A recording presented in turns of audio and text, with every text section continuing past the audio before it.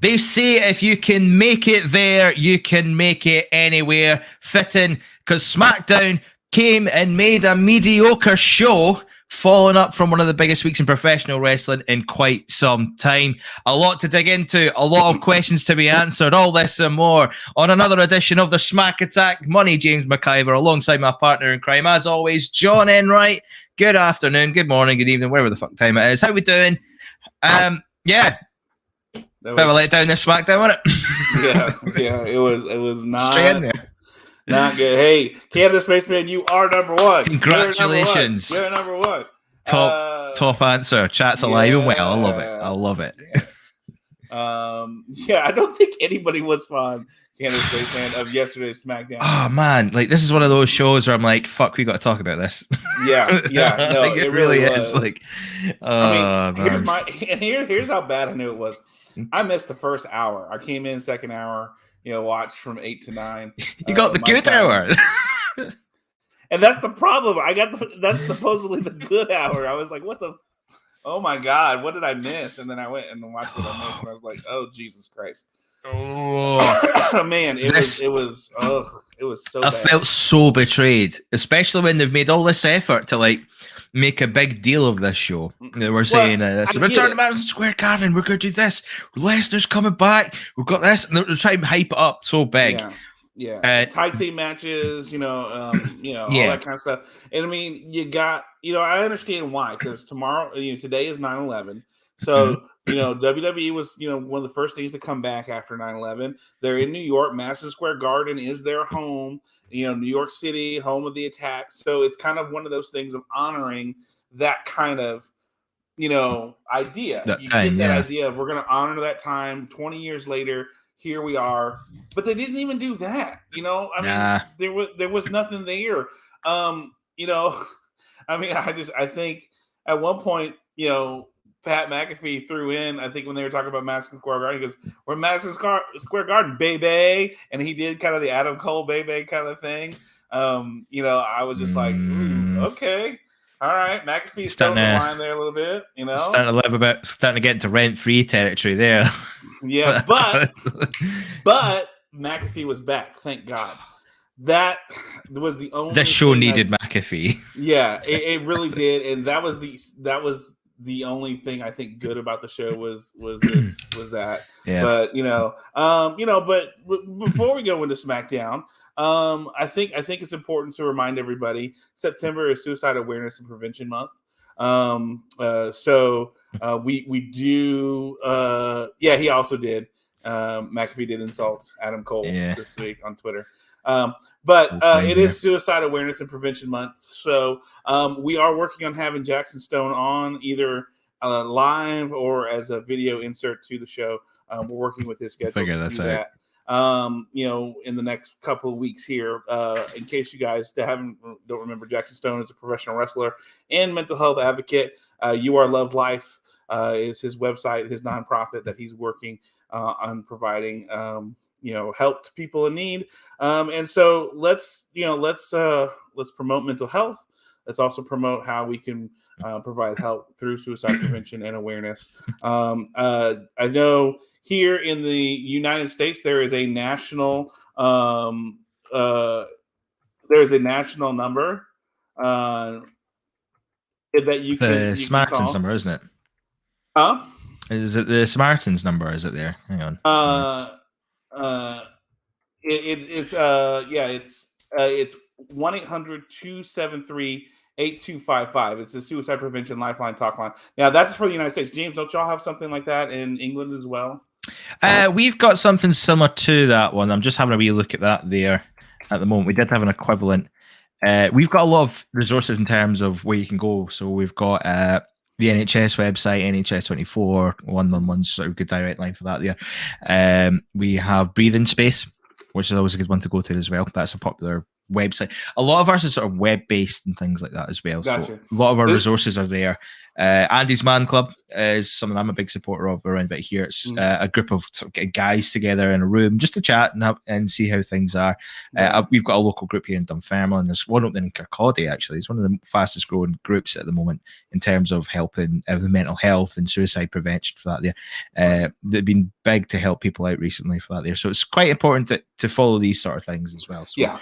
It is, and so the number it goes to National Suicide Prevention Lifeline, and that will aggregate you to find local things in your area, to support groups and things along those lines. It's just a initial kind of help so that you can get help. They have languages in English, Spanish, and other languages that you can reach. It's free. It's confidential. Like I said, it's 1-800-273-8255 or 1-800-273-TALK, which is a great way for you to find out information. Go there. Suicidepreventionlifeline.org is the website, and you can chat there as well. It's a great way to have plugged in your number for a friend or for yourself, just to really kind of make sure that if there's no one you feel you can reach out to, you're more than welcome to reach that number, and they're going to help you. But that's where myself as well. There you go. Yeah, thank you, James. Got the information out there. Yeah. But also too, if you're more casual, you're not like, and this is dire need thing like that. The important part is that you're getting help in some way, shape, or form. As I said, I always give out my email at the end of the show, john@freedomhousepc.org, if you need help or wanting to figure out what's the best route for you to begin your mental health journey and how to go about that way. I'm always glad to help you out, figure out what resources in your area. Maybe you need free to low income help. We can figure that out. And so we want to make sure that, is that way. Canada Spaceman, that's always been a part of who I am, is helping people, and glad to be able to provide help. And I also, in case those don't know, I'm a licensed minister. I've been a children's and youth pastor for 20 plus years. So I believe that, I don't want to ascribe mental health to the devil per se, but that gives him too much credit. But I believe that God has put things in our life for a reason and a purpose. And even things such as mental health struggles are a way that God can use to encourage us and strengthen us through our walk. So, but I did get MSG poisoning, but I got it from watching SmackDown, not from watching Chinese food. Not from Chinese food. MSG. Yeah. Love MSG, my Chinese food. Anyway, I did want to remember to focus really on that. I know last week I was intending to with the start of the month, but being on location at my parents' house and the internet being what it was, I know that that was, and I know that was frustrating for you guys at the end of the show, and I apologize for that. But parents living out in the middle of nowhere by a lake. Sorry, guys. That was me just sitting here pure scrambling, like keep it cool, keep it together, James. Like keep it. I think I did okay for the most part. I tried to get some questions in, but no one really put any out. So I was sort of responding. Someone compared me to Colin Wysong. Who was it, you bastards? I'm looking for you today. Motherfuckers, Colin Wysong. I won't forget. I never will forget. The live chat's alive and well. A lot of people starting to get into SmackDown. I feel like we should just get stuck into it. All right. I don't know if I want to get. I should bring up on this is that we should really talk about it a little bit just before we get into SmackDown properly. Is this show is sort of the de facto answer to All Out. I think not a lot of people were expecting Raw to be the one that would have any proper response to what happened Sunday, because they had all that sort of building hype to last night. So realistically, I think we would have all expected SmackDown to be the stronger show, to have a lot more going for it, a lot more happening, a lot more sort of entertainment. But I knew it was you, Sonic the Hedgehog. I bloody knew it. Coming for you, son. But there's a lot more going for it. There was a lot more happening. You think, right, this is the show where all eyes are going to be on SmackDown. Yeah. Especially when they announced it last Friday. Hey, we're going to MSG. When that wasn't really kind of on the radar. and then all of a sudden they announced it last Friday. You figured this is, but mind you, they made as big a deal of it as they could. Yeah, and mind you, though, remember, so we know Raw wasn't going to be doing anything, and then that gives AEW another show to build off All Out, which they did, and then you have Rampage right after that. Yeah, so they were kind of in a sandwich of just But I mean, fucking hell, I've not watched the Fuse stuff yet, but man, they must be talking high about AEW this week because fucking hell, what a week they've had. That unbelievable week. Yeah. That week this week they've had has been absolutely outstanding. Sunday night. Oh man, Sunday night was brilliant. I didn't watch it live. I had to catch up on it and watch it again. But oh man, that cage match, man. That was it for me. I was like, I'm good. I'm happy. Whatever else happens, this is all gravy. CM Punk and Darby Allin repeating X-Pac and Bret Hart, apparently. Yeah, I saw that. That's how I was like, shit, that ruined that match. Still a good match. It was nice to see that Punk still got it. Omega and Christian was a good match. Every match was good. There was no bad match, I thought, that night, which is what you exactly want. And you're not talking about the best show up yet. Minoru fucking Suzuki. Yeah. Just casually cutting about, smiling. At the top of their lungs. Company! All right, which I'm going to be doing on the 26th because New Japan's coming to Dallas, and I've got front row seats to go watch my man Lance Archer and Minoru Suzuki tag and murder whoever it is. That's that show.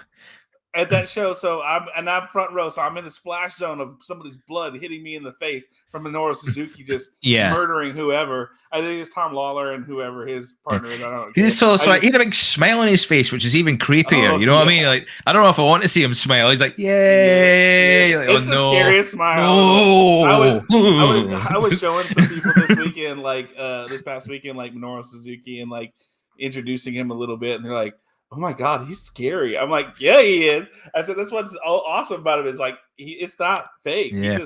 He does not mess around. And like, I'm like, oh my God, yes. And the fact that I get to say, Katsani, all right. And like, I get to do that live on the 26th and like in person with my kid right next to me. And we're going to make signs. We're going to make signs to have right there. And, be like, Murder Hawk plus Suzuki equals Murder Grandpa, or something like that. I don't know. That'd be good. I'd like that. Murder Grandpa sounds the Murder Grandpa. Yeah, I like that. But that's from Jargo. I got that from Jargo. So I'm gonna have to figure out how to do something like that. The Grandpa and the Hawk. Yeah.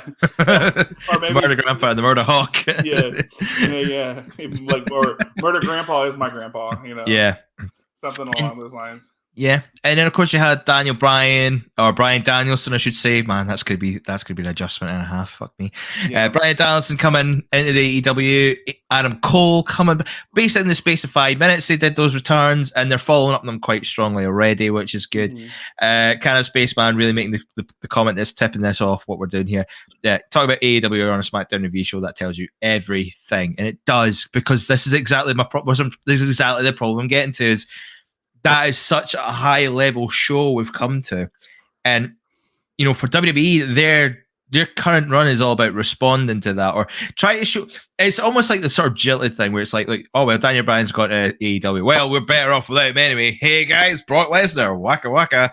You got to respond to these things. And they're not in direct competition. Let's be truthfully honest about this here. Right. Obviously, there is some kind of competition to a degree.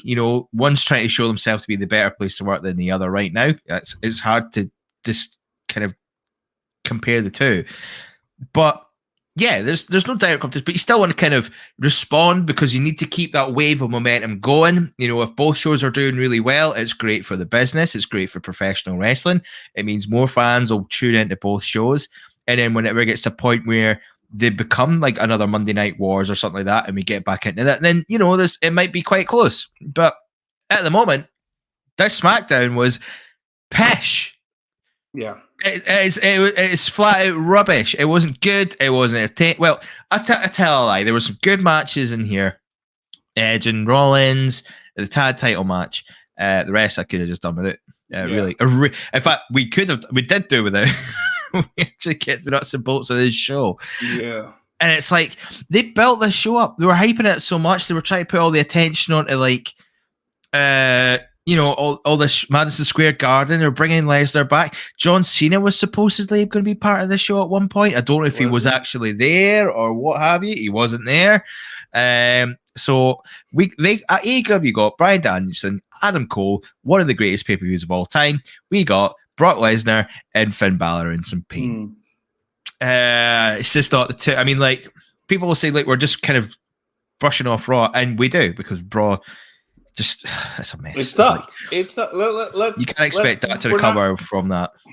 Well, we can't sugarcoat this. I mean, if we're going to be honest of who we are, if we're going to be honest as fans and our point of view, it was shitty. It was bad. It was not good at all. I mean, and let's put it this way. I think I mentioned earlier, I came in, I watched the last half hour because I performed a wedding 2 hours away in Salina, Texas. And so when I got back, it's almost 8:00. So I turned on the TV when I get home, getting undressed. So yes, you all get that mental image of me getting undressed, taking off my suit and my tie as I'm watching SmackDown. Hey, baby, how you doing?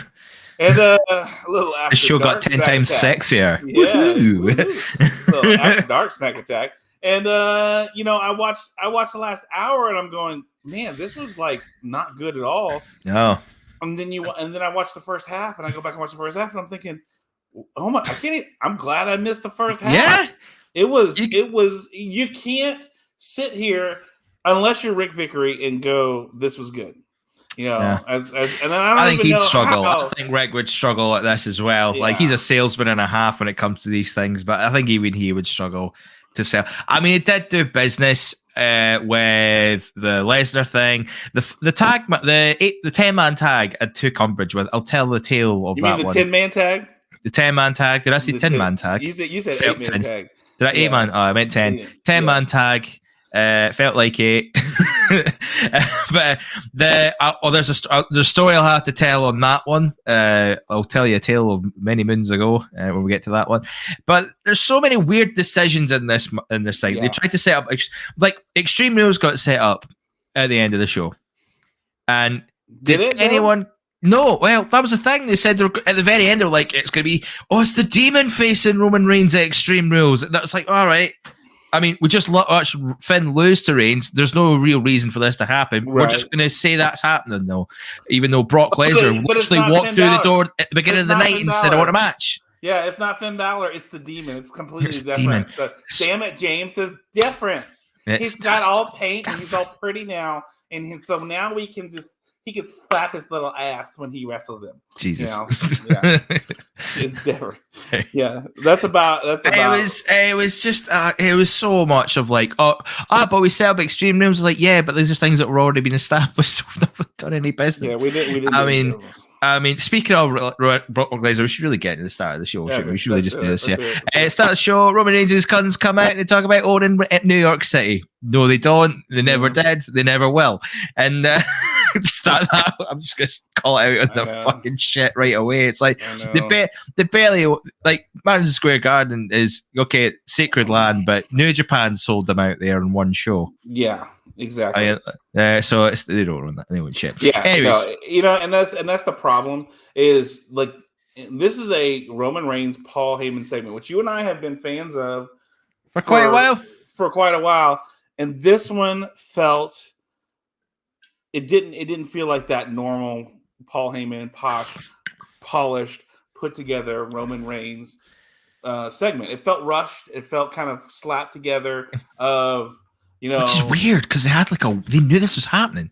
They had a week's notice. It's not as if they just came up with this like half an hour before. There was like, this whole storyline set itself up quite nicely. They don't need to rush it. They don't have to scramble.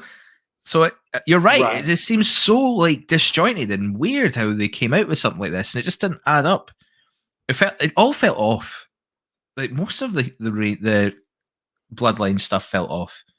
Like, weird moves, weird moments. It really was. I mean, and I know the whole point with this was to get Brock Lesnar out at Madison Square Garden, and which, I mean, I love his music. It's great to hear it.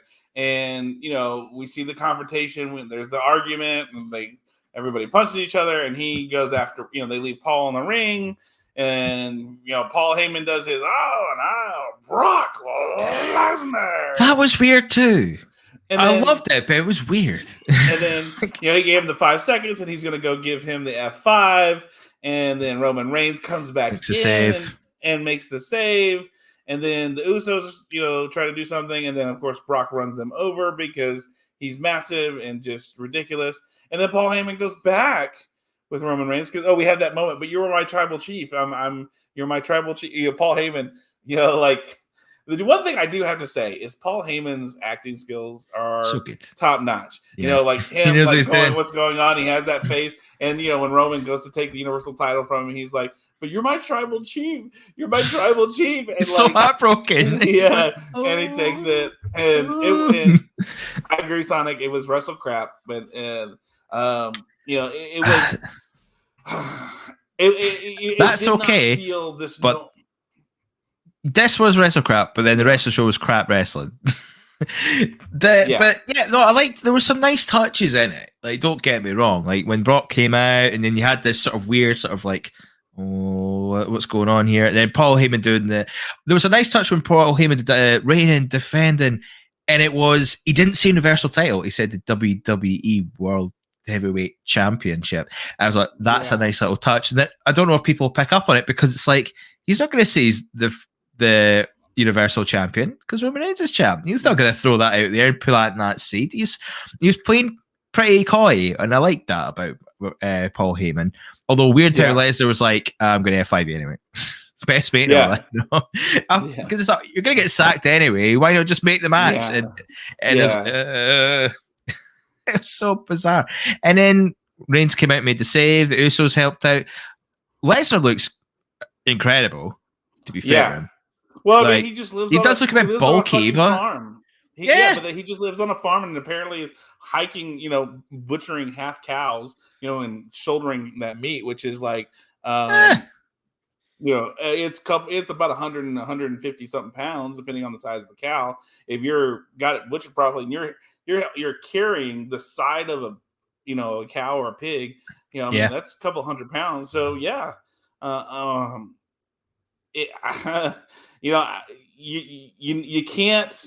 can't get fat working on a farm. Nope. Even guys who people are like, oh, well, this farmer looks fat. Yeah, go up and go mess with that farmer. Go see how fast that farmer will whip your ass. My grandfather was a dairy farmer for his entire life until he had a stroke and died. He was a dairy farmer. He went A&M, Texas A&M, known for military at the time, 1940s military, the Corps, and he went and he didn't even get to finish because they started taking guys from the Corps, putting them right in the Army. He started the Army Air Corps. Gets there, one of these guys starts effing with my grandfather and is like, "Hey, I'll challenge you to a pull-up contest." My grandfather's like, "Okay," and my grandfather whipped his ass in the pull-up contest and set the Corps record for a long time that stood in pull-ups because he was country strong. My grandfather. After having shoulder surgery, could no longer throw 2 bales of hay into the back of the truck. He can only throw 1 bale of hay, which is usually between 50 to 75 pounds for a bale of hay, for a square bale of hay. And then had a stroke, lost the left side of his body, worked his way back to gain all function and everything back, got back to dairy farming after having a stroke and losing function his left side and then gaining it all back before a second stroke finally killed him. So, you don't tell me that farmers don't know how to work and they don't have to put in a lot of work. They do. Having done it for a couple of summers with my grandfather, it's work and a half, and you will get strong. You are a machine. You become like an absolute machine there. Because you're waking up at 4 a.m. every day to go get the cows milked. You're having to feed them, throw bales of hay. You're having to put feed out. You're having to. It's work. It is. Honest to God work, and then you're having to fuel that fire of yourself with food. And farmers are some tough sons of bitches. They are, to quote Canada Spaceman. They are, and I mean, having grown up with a grandfather as a dairy farmer, I know how tough it is. And so Brock, doing that kind of stuff, he can show up anytime and look just as good. And so, that Brock is not the concern for me. I was not concerned of how he was going to look or whatever. He just needs to be there. He just needs to be present, and the job's good and done for him. But the parts around him need to do their part. Kind of make it worth the while for him to come and do this thing. He's traveled all the way from Saskatchewan for this show. Yeah. And what a fucking waste of his time this must have been. Can you imagine? So, bro, we're going to get in the show. You're going to be in for the first 5 minutes. How long is that going to be? Oh, just a couple of minutes. No, wait. You've got me from... How long you got me on the show for? 5 minutes? Yeah. Pay me double. I'd absolutely be like that. Like, fucking pay me double right now. How much did it cost to have him on? Hey, Canada Spaceman, tell Brock to his face that he looks stupid with that haircut. I would love to see you. Good luck with that, mate. Yeah. if you can say that and survive to tell the tale, I'll have much respect for you for that. You probably know what you would do it right, and he'll just laugh and just pat you on the head and then move on. Yeah, he strikes me as somebody who would do that. Just to like, I could kill you if I wanted to. You don't want this. But yeah, so tells you all you need to move it. So Brock's setting up himself for a match with Roman Reigns, but we don't know yet because they haven't responded. Caleb Braxton asks Heyman about it after, and he says Roman will respond when it's appropriate. Nice choice of word. Then, oh boy, 10-man tag match. Too many people. Is that why this is the biggest fucking MSG? The heels that weren't doing anything versus the faces that weren't doing anything for the night. Oh, Jesus Christ. This man was not a good match. Right. I have to tell you a tale, ladies and gentlemen. Right. So obviously this one, what's the guy's name? Trey Parker? Yeah. Basketball player. Right. So they fucked it in this match. And you want to know why? Let me tell you a tale. 23 years ago, it was an April's evening, WrestleMania 14. I don't know if you people watched it. I'm pretty sure you're familiar with this year. There was a certain baseball player who made an appearance. His name was Pete Rose. He came in, he roasted Kane. In the match happened, and he got battered for it. He got destroyed. He got picked up, tombstoned, chokeslammed, the works. Went away. Year later, Pete Rose returns. Kane tombstones him again. 2000, Pete Rose returns. Kane beat the crap out of a chicken thinking it was him, and then it turned out it wasn't. Then he came in, and then Kane beat the crap out of him. What I'm saying is, right, Pete Rose was good at what we needed him to do. He came in, got heat, and then wrestlers just kicked their ass, like a finishing move, something like that, to get the crowd happy. You know what I mean? Like, get them like, woo, made it important, made a big deal of it. You know what I mean? Like, because Pete Rose came in, roasted the crowd, roasted Kane, and people were booing him because of what he did. Because of his baseball. I don't know the real history of what he did in baseball to that team. But short answer is he gambled on baseball when there was rules saying you don't gamble on baseball. And there was, he says he never gambled on his team, but there were some moments where he made questionable calls that it was like, was he gambling on his team? So that's the short answer. As a baseball guy who loves baseball. Yeah, but he pissed a lot of people up, right? And then when he got his comeuppance in the ring on the night, brilliant, crowd are happy. Trey Parker came out, got booed, nothing happened. He did none. He held Rey Mysterio down for 2 seconds. And he got kicked out. That was his heat, ladies and gentlemen. Mm-hmm. He got kicked out by a referee.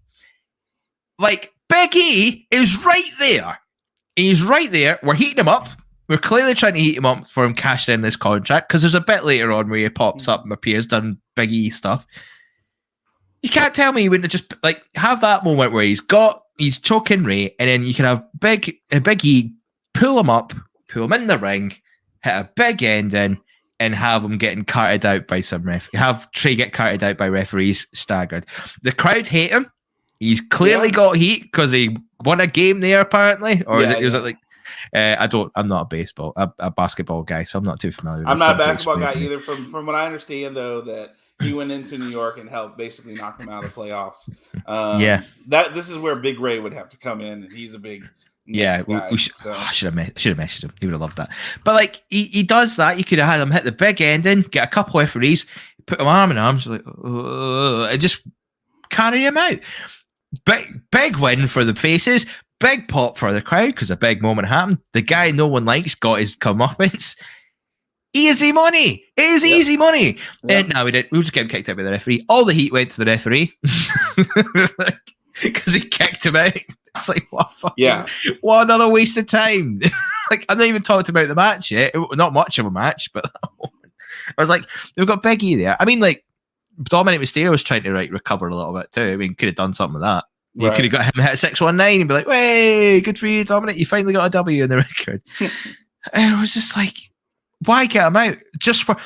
It just to me felt like this. We literally got him out just to try and get the heels booed a bit more, which we don't really need for this. I don't think it really worked either. I mean, Sammy was enough. He came out with like was it the Knicks t-shirt or something like that? He came out. He came out in a Knicks jersey, but in pajama trousers. But brought out Trae Young, who was for the Hawks, who knocked the Knicks out. So it was interesting to say the least. But this was just such a cluster F, and of course everybody has to get their shot in. Disaster. Everybody, somebody takes a kick to the face. Somebody, there's a super kick, and then there's a spine buster, and then there's a, there's this ending. Oh, there's a Kinshasa. It's just, oh my God. I mean, too much going on. Ridiculous for the end. Just to have Big E go over and still hold the case. What was the purpose of this match, other than let's just fill time. Square Garden. Fill time and let's just throw. Oh, we're Madison Square Garden. Oh, these guys aren't doing anything tonight. Let's throw them on there and let's do a 10-man tag so that everybody gets on Madison Square Garden night. It felt like old school WrestleMania where we're gonna find a way to get everybody on the show so they get a bigger payday. Pre-show. Total pre-show bullshit. Elizabeth's got the perfect number here. I'm over the 6, 8, 10, 50 man tag match just because you're trying to fill time. Oh my God. Was there not like a 20-man tag match at one point? Was it not during like the days of like, not even joking, it must have been during the days of like Nexus or something like that. And there was like 10 guys on one side, 10 guys on the other. And they just eliminated themselves so fast. It was disgusting. It was absolutely disgusting. Buchanan Spaceman with a bold claim here. SmackDown now sucks as much as Raw. That multi-tag match proved it. No, I'm not. I'm going to say no. Raw is a bottomless pit of shit right now. Yeah. You got to work real hard to get that bad. I'm telling you. Let's put it this way: you had a title match of Bobby Lashley versus Goldberg. Yeah. On Raw. Raw. Everything involved with Raw. And we also almost got a heel Keith Lee being managed by Adam Cole. Yeah. Who would have had his name changed because they didn't want to match him with Michael Cole. I'm so worried. By the way, draft's October 1st. We should really bring this up quickly now. Since it's coming up with the whole Raw being rubbish thing. Draft's October 1st. Everything goes up in the air. And I'm worried. Because we're going to get a lot of Raw guys. Don't forget the new NXT. That starts. Is that Tuesday that starts? The new NXT? Yeah, supposedly. Oh my God. But yeah, that's a worry too. I mean, we've got these filler matches that aren't that great as it is. And this is the better roster per person, you'd have to argue. And man, like we're gonna get some of that Raw talent that's not doing great, and they got to try and do something with that.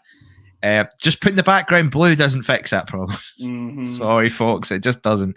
But I can see something like I don't know, who's rubbish enough right now to come. Alexa Bliss, I can see coming over to SmackDown, even though it's a Raw thing that she's got. They tried to do it with the Fiend a couple of years ago and it didn't work. I don't even want anyone to come over from Raw to SmackDown, but it's going to happen. Yeah, I mean, Reigns is going. My worry is Reigns is going to Raw. Because it seems over. I don't even know. Maybe Bobby Lashley. So why are we doing this whole switching the champions again thing? Maybe. I mean, because that's what they did before. The Universal moved over to SmackDown, and then the WWE went over to Raw. Yeah. I mean, it feels like a Vince thing to do, where it's like, man, we really need to fix Raw here. Reigns Raw. Get Reigns to Raw right now. People will watch Reigns. He'll do the same thing over Raw. That'll fix it. He'll fix the problem. I mean, it's not the worst. I mean, SmackDown's best bet is the Bloodline, but I feel like I don't know. Bobby Lashley could bring something a bit nice flavor to SmackDown. That there's some good, like Big E's in there. Good match. Bobby Lashley and Big E. Seth Rollins kicking him. I wouldn't mind Bobby Lashley coming over. I could live with that swap. As long as we bring MVP with him. If we bring MVP with him, he needs it. Oh, by the way, Canada Spaceman, Indy Harwell, yes, I agree with you. Weird face to me, but a killer body. That's called a butterface.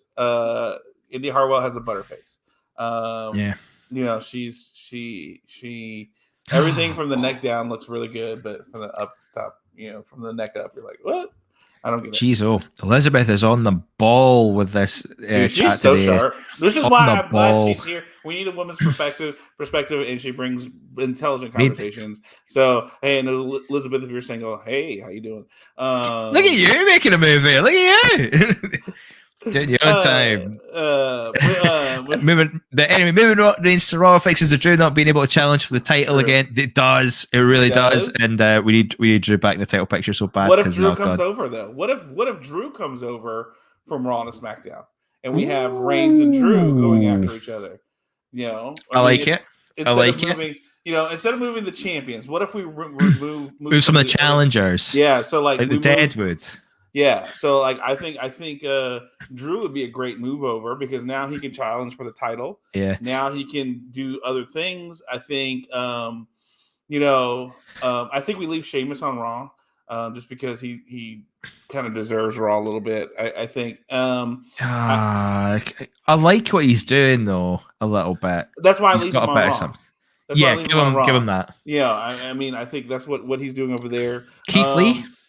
I would definitely move Keith Lee to SmackDown because, boy, that would be great to have him involved on that roster. I'd swap Apollo Crews with Karrion Kross and hope that whoever's in charge of SmackDown is going to solve that Karrion Kross problem. Oh my God, that awful problem. Like IC title right away for him. Give it. Yeah, just get it right in there and get him out of that in the bag outfit. Yeah, like I'd bring Scarlett back. Get Karrion Kross over to SmackDown, and as soon as you physically can make it happen, you give him the Intercontinental title. Yeah, like he needs gold. He looks good with gold. Yeah, and just think about it: Shinsuke Nakamura versus Karrion Kross. Bro, did you just? Oh yeah, I'm there for that. Ejaculate in your pants right there. Maybe a little. But does that not just get you excited? That kind of match where they would just beat the piss out of each other for half an hour. Oh, come on. Yeah. That's what I'm here for. This is what we can do on SmackDown. But that's a while away, that draft. But this match seemed to highlight my worries because like we've got a big 6, 8, 10-man tag of guys with fuck all going on. 10 guys. Yeah. With not very much happening, and this show gets thinner as it goes. By the way, people, does. It really does. We've got 2 matches after this. That's it. 2. We've not even hit it. We've not even finished hour 1, and we've got 2 matches to go. No women's match, so there's no Shotzi and Knox, no Tony Storm again. We got a contract signing, baby. Oh, right. Do it. Oh my God. Oh no. I can't. This I never liked, I say it every time, I don't like them, I hate them, they need to end, and this again proves it. No fault on Bianca Belair, right? I'm just gonna say it there. She done her part well. She's on her own on this one. Keep her to the side. Leave her alone. She did a good job. The other 3, shat the bed. The bed big time. Like it seemed like Bianca was the only one who knew how easy this was. Yeah. Or we actually spent a minute to figure this shit out. Because we had the contract signing. Bianca comes out. Then Belair seems excited to share the ring with Becky Lynch, and she respects her. It was one of the biggest things she respects about Becky Lynch is that she never runs for a fight, but clearly things have changed, and she doesn't respect Lynch as much. But Lynch can win it back by having this match, basically for that there. Or winning back the championship. Belair signs a contract, then Lynch comes out. And my only explanation for this, right? My only explanation for what I witnessed on this show is they were trying to bring back the ghost of Conor McGregor at UFC 205 when he came out with the Gucci mink, fucking like that. I thought that's what this was supposed to be. Yeah. She didn't refer to it, but you could. It was fucking red. It was bright red. Yeah. She walked up, and she looked. She literally looked like she's about to come out, and then they just said, "By the way, wear this." Yeah. Literally, she came because she looked like she was wearing jeans and like a regular like crop top thing, and then this polar bear painted red on her. Just, it didn't even fit her. It didn't look right. Oh, by the way, we forgot to mention it's not blue because. This is meant for Raw, but we're gonna throw this on you because it's not even the right color for the show. And those ridiculous white or something. Those ridiculous glasses. It's like, man, here, put on these dumbass glasses with this ridiculous coat. Yeah. Hey Becky, fun story. Did you know that Elton John played in this? Yeah, I never knew that. By the way, did you know that Elton John left his wardrobe in Madison Square Garden? Holy shit! Guess what you're wearing? Rocket Man. Oh my god. Jesus, that kind of felt like that, didn't it?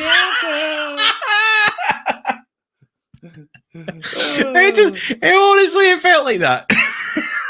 He actually walked up like that. Like, Jesus. So we had to sit and watch that happen as her come into the ring. Yeah. And Elizabeth, I agree. It could be Joe Namath. There's a million things it could have been. Joe Namath? What's the Joe Namath? Okay, so Joe Namath, I don't know if you know Joe Namath back in the 60s. He was a very flamboyant New York Jets quarterback. Helped them win. He said, he predicted that they were going to win Super Bowl III. They did. Very cocky, very famous. Probably the most famous thing he was known for. But he was also known for wearing these crazy sunglasses and these fur coats. It could be the Cam Newton. It could be, the Conor McGregor. It could be all kinds of things. Elizabeth, remember, we have a 70-something-year-old man who was tearing up scripts 2 hours before shows to create something. Who knows what's going on anymore? Oh, Jesus. This is just bizarre. It's crazy. So, the only thing we can do at this point is sit back and watch and go, what's happening anymore? We haven't even got to what she said to the crowd yet either. Yeah. Like, okay. Because she came to the ring and then she got a bit nippy at the crowd because she was like, well, I was away having a baby. And then all this whole time you're like chanting, where's Becky? Bring back Becky. And now I'm back and you're booing me. And she's like, I've left my child at home for this. What the fuck? And so she gave it that. And then the infamous question that she asked, she went, well, if I don't sign it? Yeah. And the response was just priceless. It was like, just sign it. Yeah. You just told her to sign it. Like, no, come on now. Like, at least throw the whole, if you don't sign it, we're going to strip you of the title. Easy. That's all you have to say is like, if you don't sign it, you're not going to be champ anymore because we're sanctioning this. Like sports. Exactly. Like if Tyson Fury's fighting Deontay Wilder, right? I suppose that's a bad example. But like if you're fighting your mandatory boxing, you're in the boxing, you fight your mandatory, and you refuse to fight them at the time where you've got no choice but to fight them, they'll just go, right, we'll take your title off you. Mm-hmm. There you go. Congratulations, you're no longer champ. That's how it works. Yeah. WWE, I don't know how it works because they change the rules every time, but it's on a plate for someone, for Sonya Deville or Adam Pearce. It's Adam Pearce more babyface in this scenario. It's on a plate for them to say, well, if you don't sign it, maybe we'll strip you of the title. Oh, a bit of reaction from the crowd, hype, and then maybe get a bit of an emotional response out of Becky Lynch rather than sort of, hey, yeah, I'm just going to sign it. Because that's basically what it was. It was like, she just proved there was no reason for her to sign it. Yeah. There's no answer for that. There was no kind of consequence for not doing it. And this is why I think Belair should be kind of on the side of this conversation of this not being a good segment, because at least she was like, look, I love the match. These people want this. Just sign the contract. Come on. Sign it. And then the crowd started chatting. Like, listen, they're all saying it. Sign the contract. Like, it was that little bit of pure, that she managed to get the crowd going naturally by just kind of saying sign it a couple of times. And then like she done her part well. And then Becky signed it and said, "Oh, it's going to end the same way." And then threw the clipboard at Bianca Belair, and she caught it. Mm. Now, watching this live, it wasn't the greatest visual. Right. Believe it or not, it was a better visual in GIF form. Because it looks like it's like she don't like proper rapping and she caught it. It looks better like in GIF because it looks a bit sped up. But yeah, so Becky signs a contract, throws it at Bianca Belair. We have our match at Extreme Rules in 2 weeks' time, and she walks away. This segment could not have ended faster. Those sort of those moments, it's I get they're trying to heal up Becky Lynch, and I feel like this is going to be a complaint that I'll make and we'll make on a weekly basis. It's an easy thing to do. Have her just be a heel. It seems like a strange thing to say, but it's like just have her be a heel. Just attack people, be a bit snidey in matches. Like the whole refusing to sign thing, fine, but you got to kind of back that up a little bit. Or what if I don't sign? Right. Well, then you there, and then have a baby face.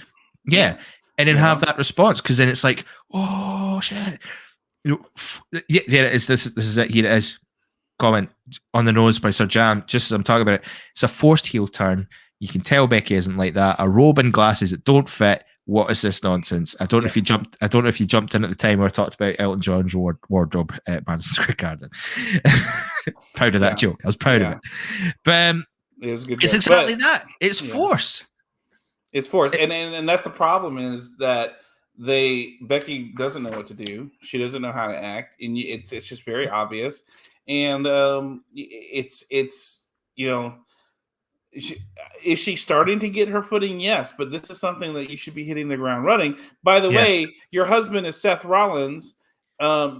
Surely you should have talked to him about how to do a proper heel turn. I mean, look at his return. He came back teasing the babyface turn, but then 180'd it to the heel turn, which was really, really good. That's the thing I enjoyed. Hey, Elizabeth, you said you grew up in Texas. It's all about football because of the Joe Namath reference. I appreciate that. If you're still in Texas, how you doing? It's one of those things where I think they want Becky Lynch so bad to be involved, but they don't want her to be a babyface, because it's like, well, you left the company. When the babyface role is what she is made her money on, it is what people know her as. Yeah. And she was a badass, and that like Sir Jam says, that Stone Cold type character, and then usually when someone comes back from injury or hiatus like this, they come back as a babyface. And why not just keep that going? Yeah. That's where you made your money, and you still could have had a Bianca versus Becky match and it not be 10 seconds. And it comes back, looking real good. She's just a badass, Becky, for being a badass, and that's all it is. Or just being like the wiser of the two, like having a good little back and forth for a few minutes, and then just a roll up or something that just catches her off guard, and just doing a lot of this, like being ahead of the game and having experience. But it just seems so contrived to get to this match within a space of like a month, where getting a win back's enough. Mm-hmm. If I would feel like you could have just stuck with Becky being somewhat babyface up until Extreme Rules, and then have her be. And everybody's said it a couple times too. The line about "I left my baby to come back." This stupidest line ever. It really was. It was stupid. We knew you were coming back regardless of whether we wanted you back or not. Yeah. So you literally teased it. Yeah. You took a picture. You took a picture in Fort Worth before Money in the Bank at Dickies Arena. Because I think I brought that up, that, hey, they just showed a picture of Becky Lynch. She might be there. She just posted a picture right in front of Dickies Arena. Hello, you have been teasing this for yourself. So don't give me this bullshit of, well, I left my baby for you. You were always going to do it. You were always going to be a bad mom and leave your kid. Come back to wrestling.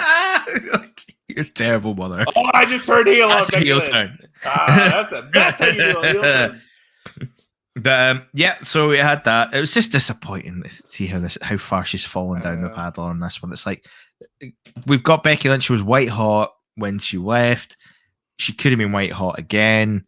Oh man, I feel so bad for Bianca Belair in this whole thing. I really do. Like she can only do so much, and you know what I mean. It's like, man, she deserves. She absolutely deserves to go at the title at some point down the line, and I hope she gets a big old run for it because man, I mean, the Bayley stuff has been the best stuff she's done so far. Yeah, Sasha Banks matches were good matches. The Sasha Banks match was a really good match, but the build was awful. Yeah. And the same with SummerSlam.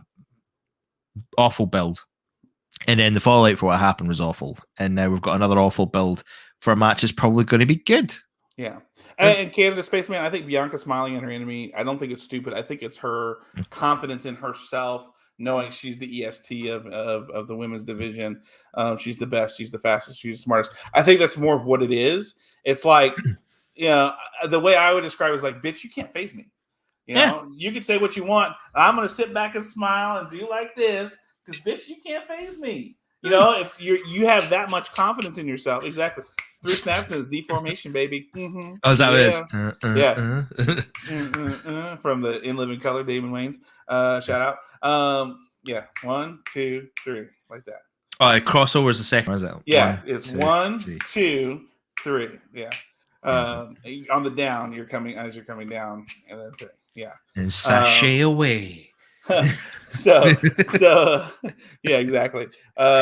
Such a camp episode for some reason. Yeah. Well, I mean, the show was so shit. We've got to do something to make it entertaining.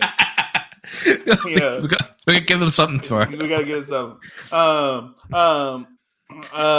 Well, I think that's more of what it is. I think the way the smile comes across to me is more that cocky arrogance of herself and being aware. I don't think it's their friends. I think it's more. I think it's more that, bitch, you can't touch me. You know, I'm the best. Yeah. You know, you're doing all these things, but you can't touch me.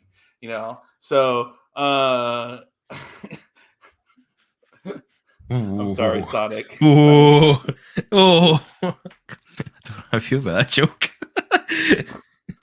I'll just put it on. Everyone will be reading it on the chat anyway. Fuck it. It's on. Bold. Hey, that's not your senator, sir. That's my senator, sir. I don't know much about American politics, so I just kind of go with the flow. That one. Oh, salacious. But I think we've done everything we can to highlight how terrible this segment was. I think it's time to move forward. It was easily it has the distinction of being the worst moment of the night. Oh man, that's yeah. At least it only gets better from here. Not that it's amazing, but it gets better from here. Yeah, it only goes up. It only goes up. When you're deep in the shits, you can. I mean, even if you just get a little bit your nose out of the shits, then it's better than being completely in the shit. Yeah. So we'll move swiftly on then. Quick segment: Paul Heyman got frightened by Kayla Braxton, and Paul Heyman was forced to reiterate that Roman Reigns will do it at his own time. It will happen soon. Becky appears and does some weird noises. The briefcase again. It's going back to that mental aspect of you're messing mentally with Paul Heyman and not Roman Reigns. You know, I don't. That's the thing that makes me. It kind of makes me giggle because at this point now it's like Paul Heyman's already freaked out because of Brock. What happened with Brock and Roman Reigns and Kayla's now too, and then now Big E is lurking in the shadows. You know, making these weird noises and popping up randomly behind Paul Heyman, who's not the champ. Roman Reigns is the champ, which, of course, at the end of the 10-man, Roman Reigns, he says he's coming after Roman Reigns, and he doesn't, you know, he can come after him anytime. Yep. And so it's kind of one of those things of like, okay, all right, well, but it's not Roman Reigns. It's Paul Heyman. You're messing with Paul Heyman. But could that lead to something interesting? Like, let's be honest. Paul Heyman is supposed to be the advocate is for Roman Reigns, right? Let's say that. Paul Heyman's so paranoid between Big E, Brock Lesnar, and Roman Reigns that he can't function properly as the advocate for Roman Reigns. Oh, you know? I'm liking this. You know? You think he just bounces like I'm out? Yeah. I need a break. I can imagine him like being like, I need a break. I need to go away. and then all hell breaks loose for a couple of weeks. And you come back, what happened? Yeah. We weren't here. You weren't here to fix things, were you, Paul? That's what Yeah. got you here. You're supposed to be an advocate. Yeah, exactly. It's that. So, I don't know. But anyway, so we had that. It was a nice wee segment. There's so much to get into with that one. And then we got the match of the night for me. Edge versus Seth Rollins. Oh, thank God. This was good. Thank God. This was good. This was. It made watching the SmackDown worthwhile. I mean, well, no, not really. But it helped, though. It helped. It was a bit of a band-aid on this whole thing. You had to slog through a lot of shit to get to this. To get to this. And this, I mean, granted, now, was I mad that it was another Seth Rollins Edge match? And please, for the love of God, is this over? You know, because it's not over. This is it's not over. You know, it's not over. No way. No. Oh, there you go. Yeah, Elizabeth. Paul misses the stipulation of the Brock contract signing since he seems to be the only person that reads the contracts. Oh, there we go. Yeah, he's so paranoid. And that's what it is. Anyway, this match was I mean, I loved that Edge used almost every Canadian wrestler that was famous's move at some point in this match. You know, it was almost like it's Edge's wrestling love letter to Canada. You know,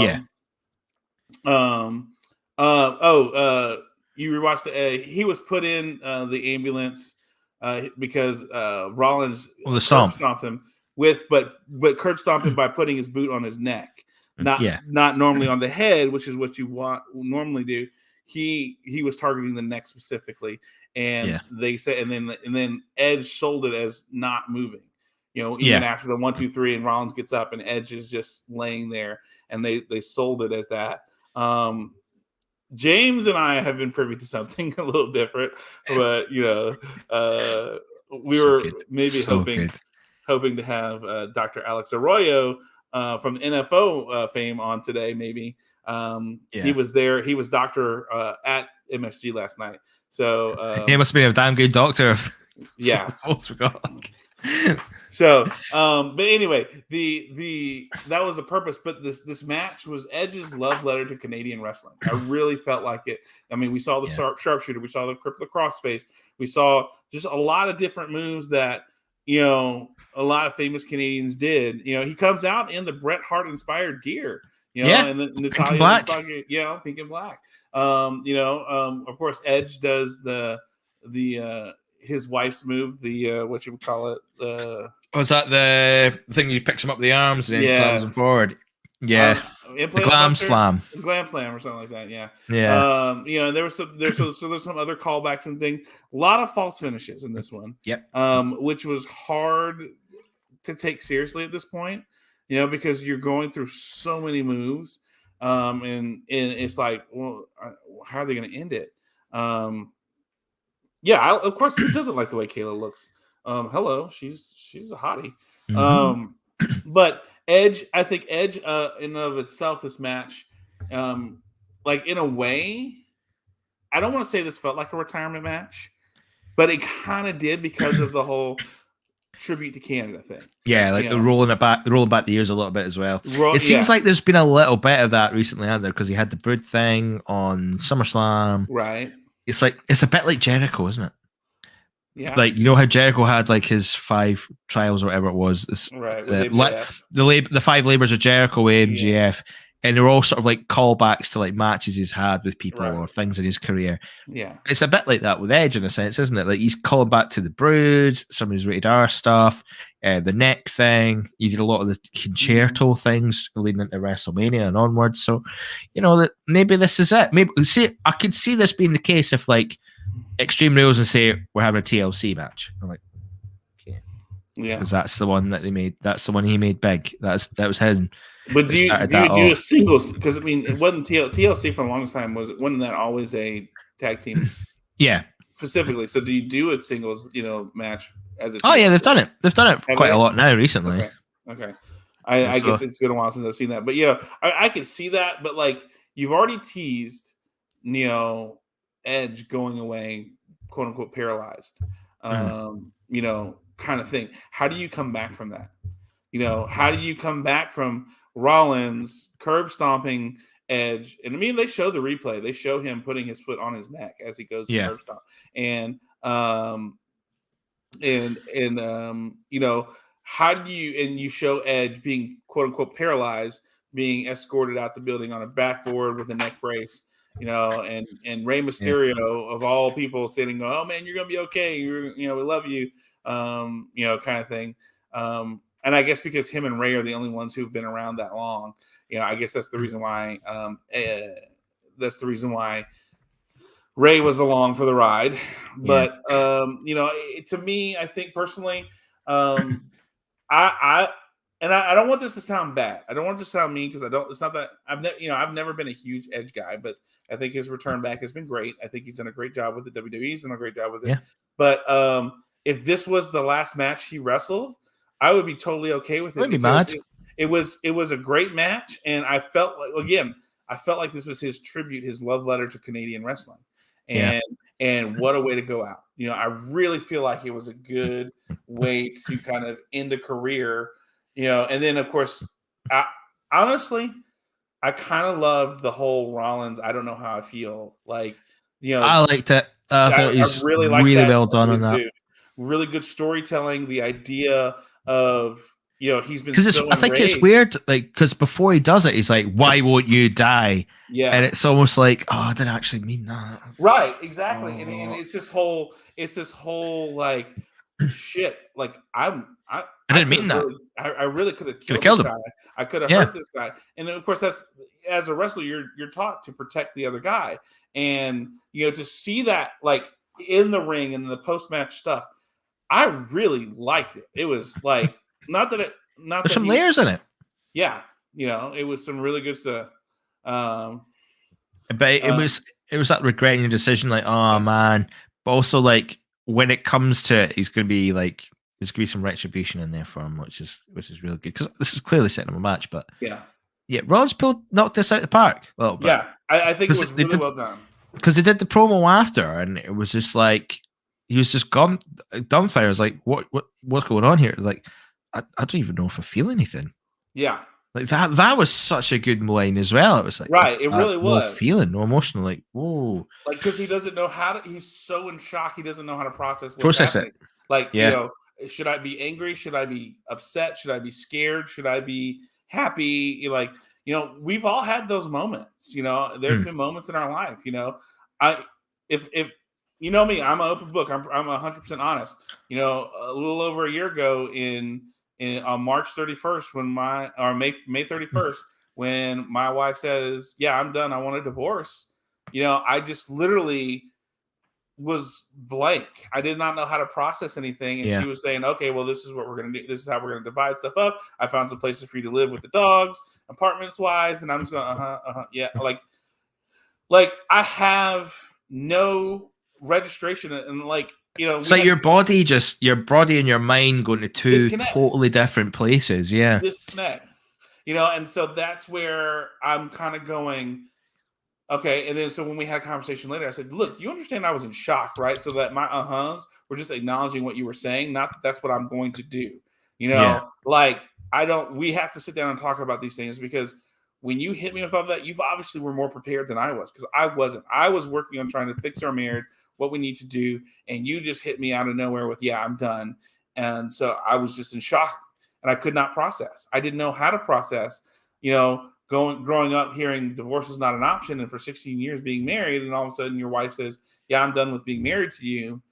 How do you honestly sit there and have any kind of, you're in shock. You can't understand that process. So I understand, like, I could understand Seth's reaction to this, because I've experienced it personally myself. It's a lot of times death of a loved one. When my grandfather, that I was telling you about, the farmer, when he died, was I terribly upset? Yes. But also when the news first hit, I was utterly just in shock. Like, I didn't know how to process. I couldn't cry. I couldn't like it was after a football game freshman year, and I'm just going, what? It's kind of one of those things, I can't understand it, and it's going, oh my gosh, I don't get it, and so I can understand Seth in that process, Yeah.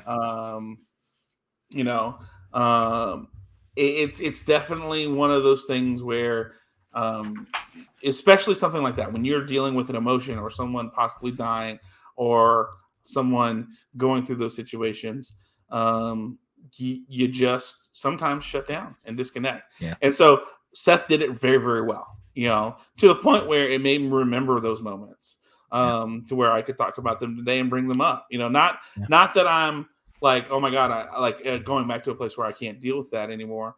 That's where counseling is helpful, and I'm able to talk about those things. I'm able to talk about my divorce. I'm able to talk about the loss of my grandfather, who was an important part of my life.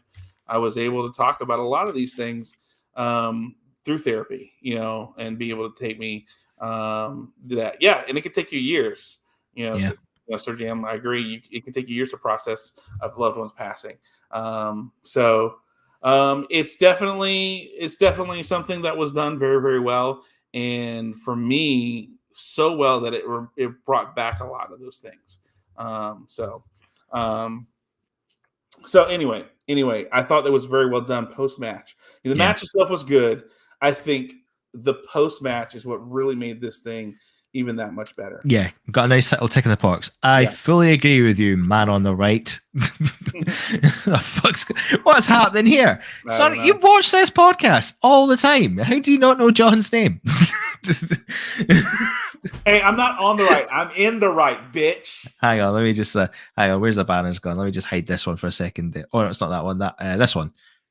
Oh, that's just. Oh, you're. Oh, yeah. I was like, oh, we'll just put the names up there. Yeah, you remember I have MSG poisoning.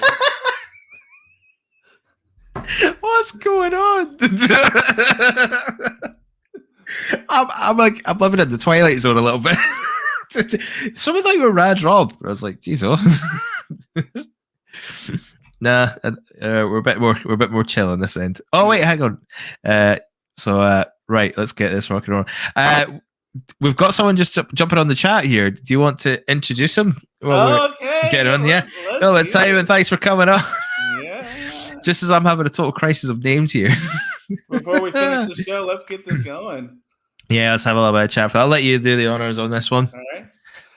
Ladies and gentlemen, boys and girls, children of all ages, I'm proud to present to you the man with the kung fu grip, the man who is a part of the subpar podcast, the NFO. But yet, let's put it this way. As a keep it clean, fan, boys. Keep it clean. I respect him for doing Star Wars. Ladies and gentlemen, the most venerable, honorable Dr. Alex Arroyo coming onto our show right now. Hey, here we go. Doctor. What's up, fellas? What's up? Actual doctor on the house as well. Actual doctor. So we're having you on the show because you were at the Madison Square Garden show on SmackDown last night live. We want to get your perspective of it. We thought it was a terrible show. Yeah. But it's different live, obviously, seeing it live. What was your take on it?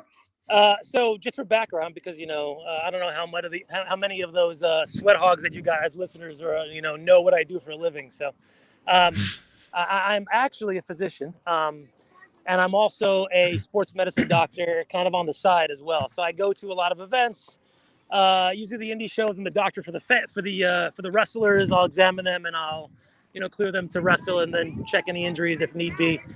For the MSG shows that I go to, I'm the doctor for the fans. So if anybody falls down a flight of stairs when they're pissed drunk, I take care of them and usually get them out of there ASAP because I want to get back to the show.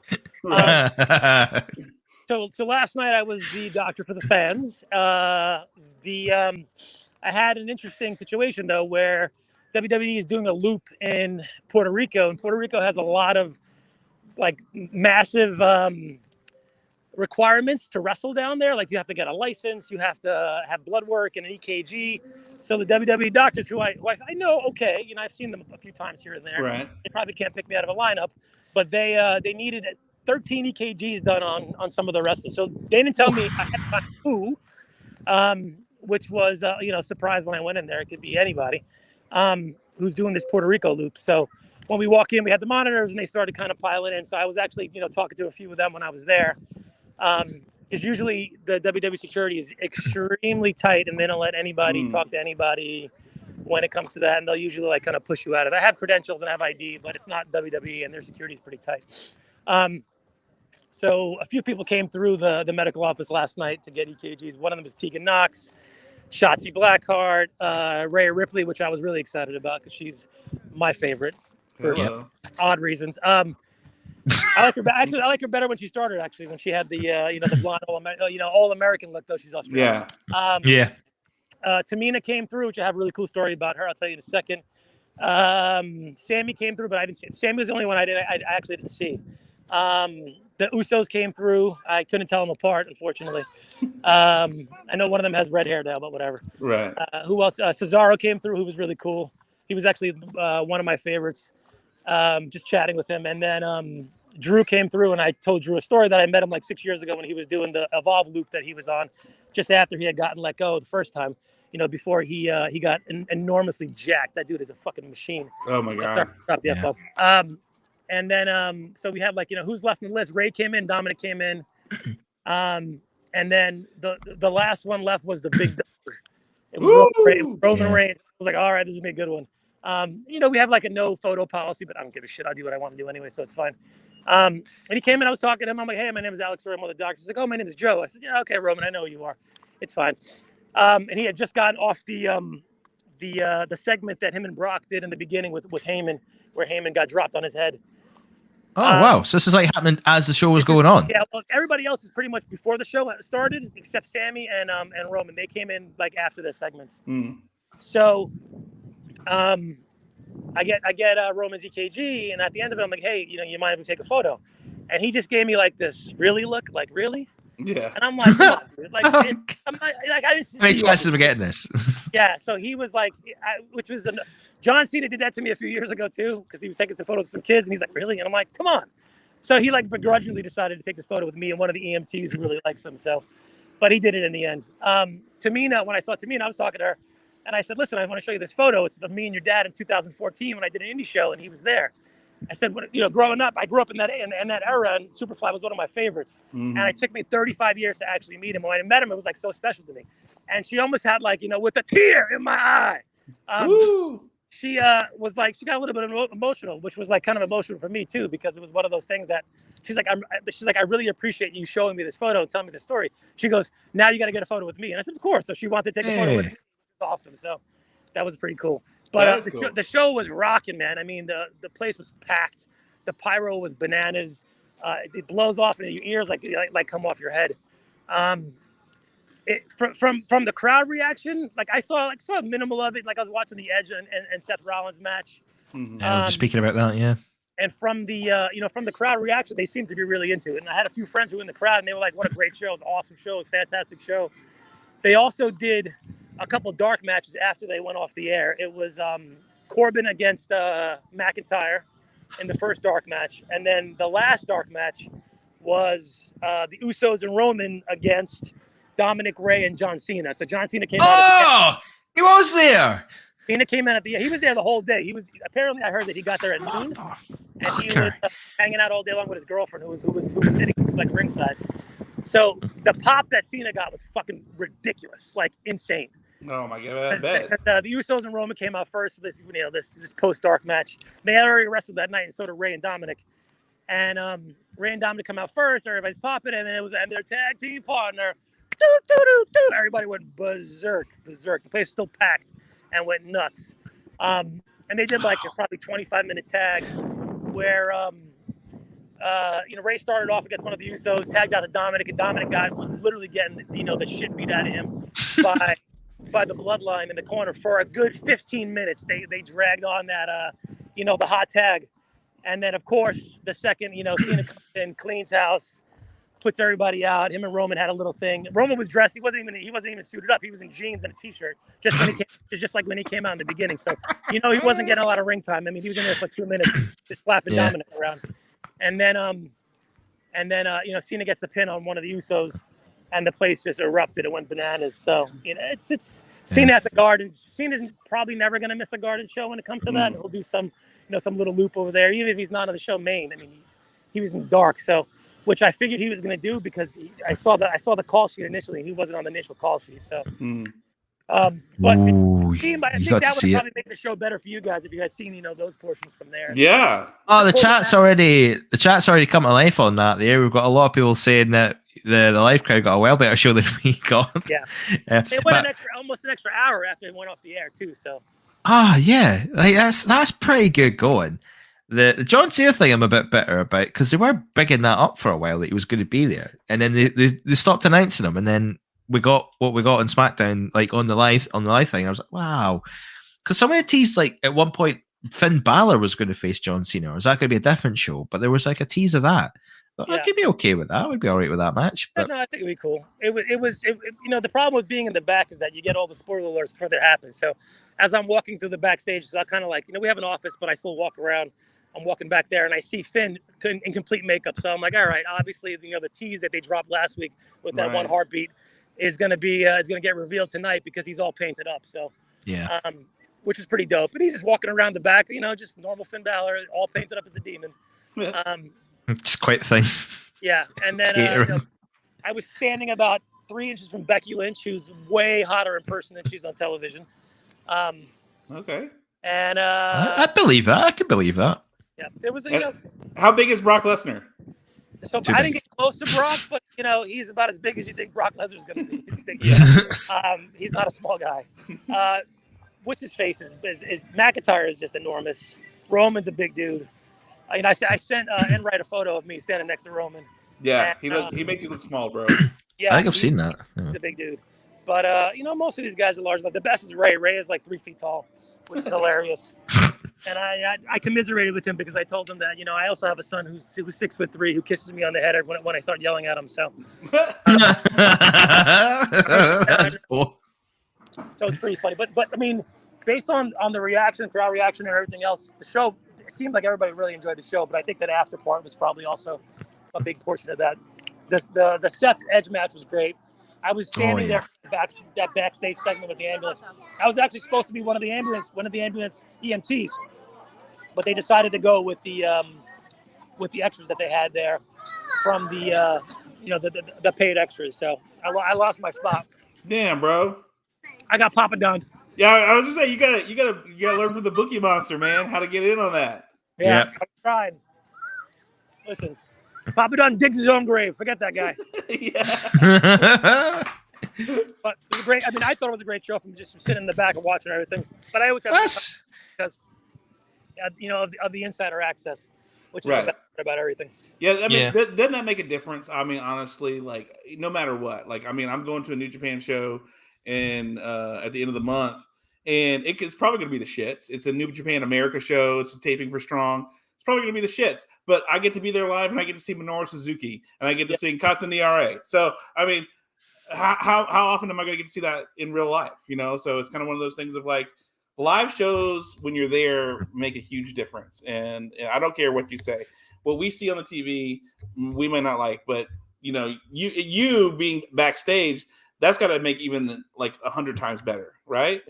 Yeah, I mean, it would be a lot better if I can get, if I can go up to anybody I want to take photos. I got banned from MSG from about a year for asking AJ Lee for a photo, because one of the from WWE saw me talking to her and then went up to her and asked her what I asked her, and then they got me banned for like a year. I'm back, whatever. But the same security guard that WWE employs was there tonight, and I give him a big fuck you because I don't like that guy anyway. But it's imagine asking for a photo getting banned. That's so shit. I'm supposed to be like part of the crew, whatever. It's fine. I'm not there as a fan, but in reality, I'm marking out like nobody's business. Right. Yeah. But, right. It's fun. I mean, it's cool. I enjoy it better when I'm like I have AEW coming up on the 22nd of September. That Queen show that they're doing in New York. Oh yeah. I'm doctor for AEW. Oh, cool. So I'm going to have complete access to everybody. I have to examine them all. I have to do everything. And the guy who booked me used to work for TNA, used to work for MLW. And when he was moving over to AEW, I was listening. I'm available if you need me. I said, but I have one I have one, stipulation. I get complete access to Jericho, and I could bring whatever I want signed by him because he's my all-time favorite, and I'm going to mark out. So that's a good deal. That's a solid deal. Now that was before Punk signed and Brian signed and Cole signed. So now it's even better. I mean, I was gonna say, are you renegotiating that? Like, yeah, actually, I got my top 1 and 2 there, Punk and Jericho. So it's gonna be bad news, but I'm looking forward to that. If you guys want to have me on to talk about that after, we can chat about that too.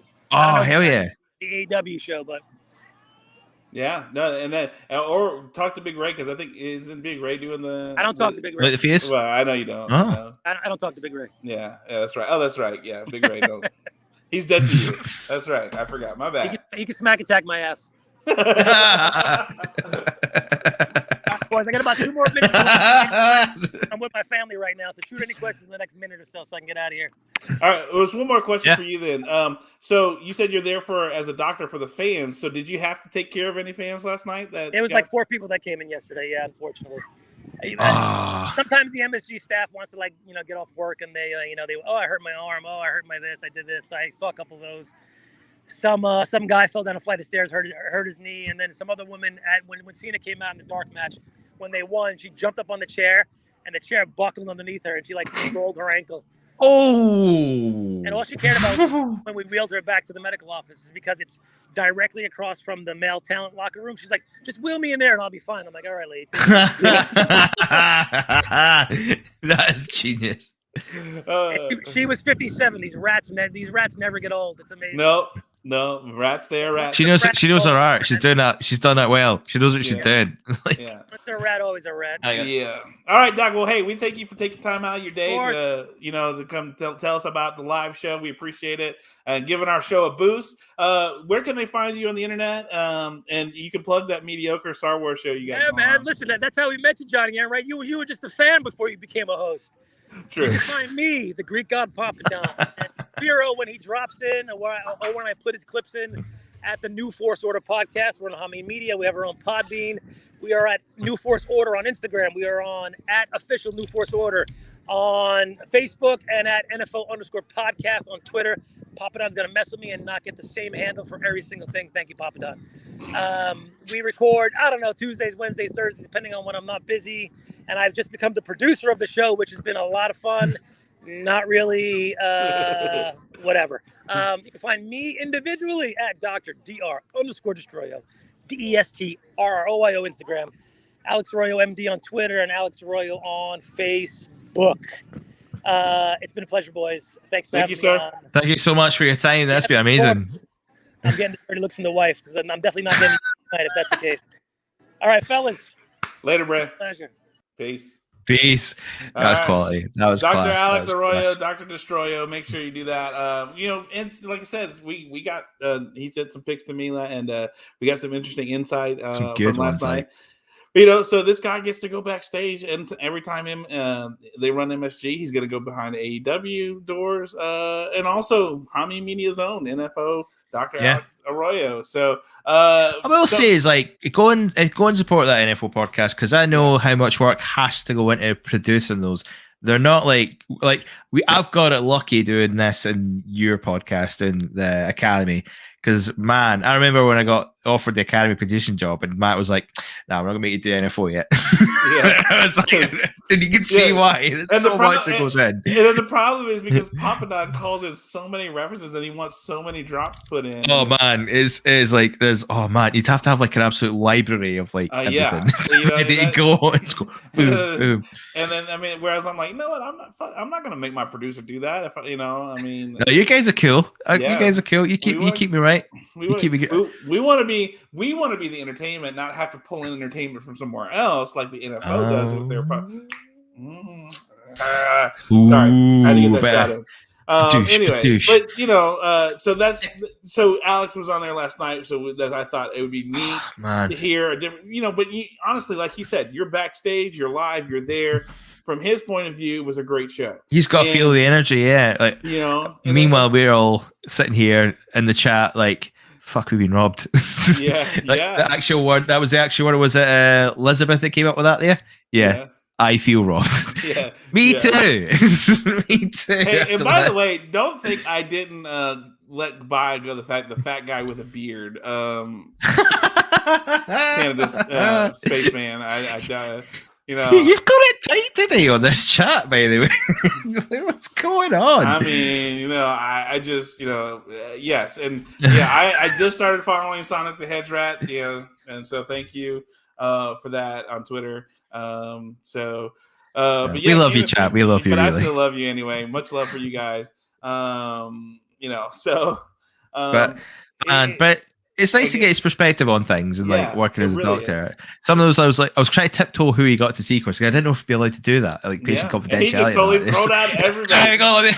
It's like, oh fuck, hey, these 13 people are going to be on the Puerto Rico. Go Costa Rica, guys. We're going to Puerto Rico, so yeah. So Rhea Ripley, he's like just ripping off names. I'm saying, go, wow, yeah, like woo. He does I'm gonna have to call a lawyer. Yeah. It's like, oh my god, I'm gonna have to call a lawyer. Yay! No, we don't have to do shit. He's the one who told us. So. Yeah, he told us that information. That's cool. I'm cool with that. The photos he got as well. There is a good photo. We won't share it here, but there's a good photo he showed of Edge. Yes. That was quite a nice one. I quite like that one. Yeah. But we get back at the tail end of SmackDown. It's a nice little break from talking about SmackDown. I have to say that was a really good. Thank you so much, Canada Spaceman. You're so kind. You're too kind. Yeah, too lovely. But it's a nice little break to get from a SmackDown. It brought us down a little bit. We're at the final end of the segment, the show anyway. The last match. We did talk about the ambulance thing. Yeah, it's the last match of the show. Yeah. The Usos versus Street Profits, which was really bouncy. I mean, again, you really always have me with the Street Profits. I say this every time. Oh, every day. You know, I could watch Montez Ford just flip over the top rope, that jump that he does, all day long. You know, he was just throwing himself in this match. Like, absolutely, I put it in the description of the show. He actually just does so many dives and flying cross body moves in this match. He's just he's got flubber in his feet. That's what that is. Yeah. It was a fun match. I'm disappointed that this is one of those disqualification. Well, kind of disappointed, kind of not. But it was like, we're going to get this match because we have to build up Madison Square Garden. But of course, we're never going to get a finish. You don't know what flubber is. Hang on. No, I'm not having this. Right, flubber. Robin Williams, 1998. Banger of a movie. Well. It's a remake. It is a remake. Was it called The Man? Oh, what is it? I can't remember the name of the original film, but it's like it is a remake. Mm-hmm. Is it called Flubber? No, of a classic. Is a classic. I want to say Jerry Lewis film. You know, The Nutty Professor. Let's have a look here. The Absent-Minded Professor. That's what it was. That's what it was. The Absent-Minded Professor. Yeah. Yeah, so, that's what I knew. It was something like that because you can get it. It's on Disney Plus, and I'm pretty sure the Absent-Minded Professor, where it came from, is actually on it as well. Mm-hmm. So worth a little kind of there it is. Everyone's jumping on. Good man. Thanks, Elizabeth. Top stuff there. But that's it. It's like it's on Disney Plus. Watch it. I can't. Homework for next week, Canada Spaceman. I want you to go on to Disney Plus, watch Flubber, and give us a little review when you come onto the live chat next week. I expect that from you. I'll call you out on it. Just like I called out Sonic the Hedgehog for calling me Call My Song. I remember this shit. I'm petty. I love Sonic. Yeah, he's the man. He's got. Yeah, I love the chat in general. Just you're all beautiful in your own way, shape, and form. It's great. But none of Elizabeth. I'm just saying. Yeah. We could bring her on one week. We could do like a speed date thing if you want. We could do this. I don't mind doing it. I did see this. Speaking of British people and what y'all are doing, and I love this. Top Gear has what they're calling speed dating, where they put two people in a car with Stig driving, and they're trying to ask questions while he's tearing around the track. Like, God! I know. I want to see this. I think it's on like Facebook Watch or something like that. But I saw a commercial for it the other day, and I was just like, oh my God, this is amazing. television. I would totally sign up. Watch that all day long. I'd absolutely watch that all day long. It's like 2 petrol heads and has different people get in the car, and they're asking questions, and they're like doing this, asking questions while the thing is turning, and like if it's on like the original Airstrip track, it looks great when you go into Hammerhead. That's when the magic happens because it's like whoa, whoa. It looks like they're on the original track, and so oh my god, it looked amazing. I was like, that is quality television. Right, that's it. I'm gonna tell my girlfriend that because we're totally into sort of programs like that just now. Elizabeth, look right there. Now that's a great first date. I agree. Yeah. Hey, I'll make this happen, Elizabeth. If you are single, ready to mingle, John is too, and if you want a few minutes on the Smack Attack one week, and we can do a speed dating session, I'm in. But no, like it has to be the Top Gear one where we're in the back of the car with Sting. I don't have a Sting. I've got a Mini and a Corsa. One of those. There you go. I mean, good luck fitting in the back of the Mini, but we can make it work, I suppose, somehow. Yeah. But if you guys want to do it that way, I mean, good luck. I mean, you have to pay your own flights to get to the UK and all that. Yeah, true. Bring your own cameras. But like as I say, Smack Attack's easy enough to do.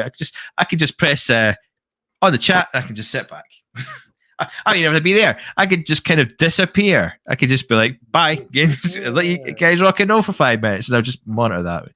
But so I come up with these sort of spontaneous ideas. I keep asking for something like that or a town hall, and nothing happens with it. But legit, if say, like, I'll throw it out there then, John, right? If Elizabeth does come to me and leaves a comment here or sends us a tweet at SmackAttackHMG or sends an email, smackattackhammermedia@gmail.com, and she's like, you know what? I'm up for this. I want to do a little speed date on Smack Attack with John. I want to know what it's about. Would you do it? Yeah. In fact, even better, if you put a call to arms out, and if there's like, I don't know, 3 or 4 like ladies, if we found them and they were up for it, would you do it? If we found them, yeah. Like, I mean, I don't care. I don't know how we do this. I'm probably not the social media guy to find these people. like if we found enough people who are up for this to do like a speed date for you, John, and like would you do it? Would you be totally up for it? I mean, no guarantee it would end up well, but no guarantee it would end well, but at least Yeah. But I mean, here's the thing: I would do it, especially for the show. But the hard part would be like, okay, let's say we there's somebody that's interesting, but they live in New York and I live in Texas. I mean, like that's kind of the one. Or what if we did like? Did you ever get blind date over your way, where it's like 3 people, like you on one side, there's like the person who's picking someone on one side of the screen. Yes, I think we call it the dating game, right? That's what Liz was saying, the dating game on Smack Attack. Yeah, dating game Smack. Oh my god, dating game Smack Attack. I'm up for this. Oh my god, guys, we've got something going on here. We've got something going on. I'm loving it.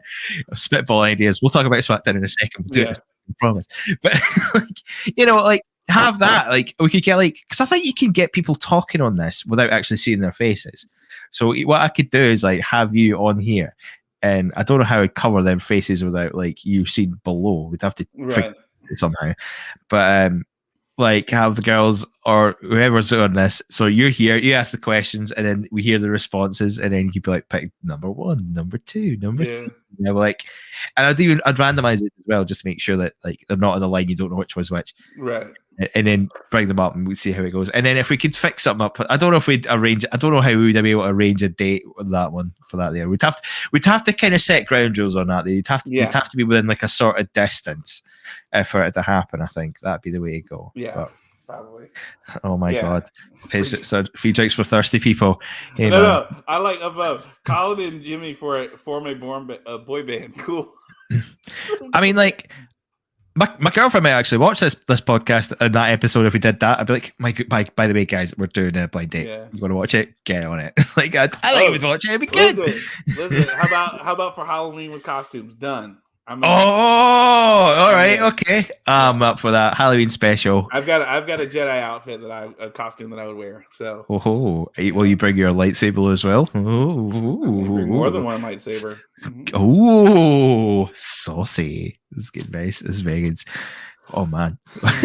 Should we talk about the last segment of SmackDown? Don't choke that date. Speaking of choking, so match happens, really good match. Roman Reigns, the Street Profits are on top. Montez Ford goes for this frog splash, lands the twisting from the one. Heavens. He's hitting it. They're not calling a frog splash. It's calling from the heavens.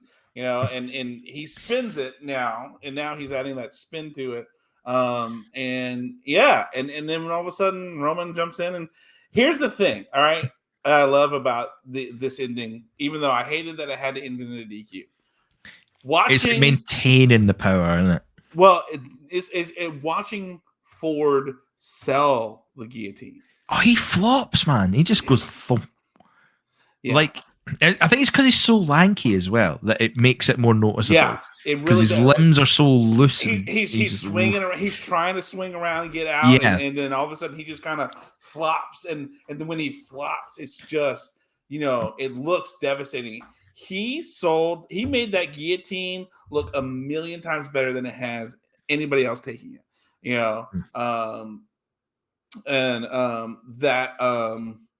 That to me is what I appreciated about the end.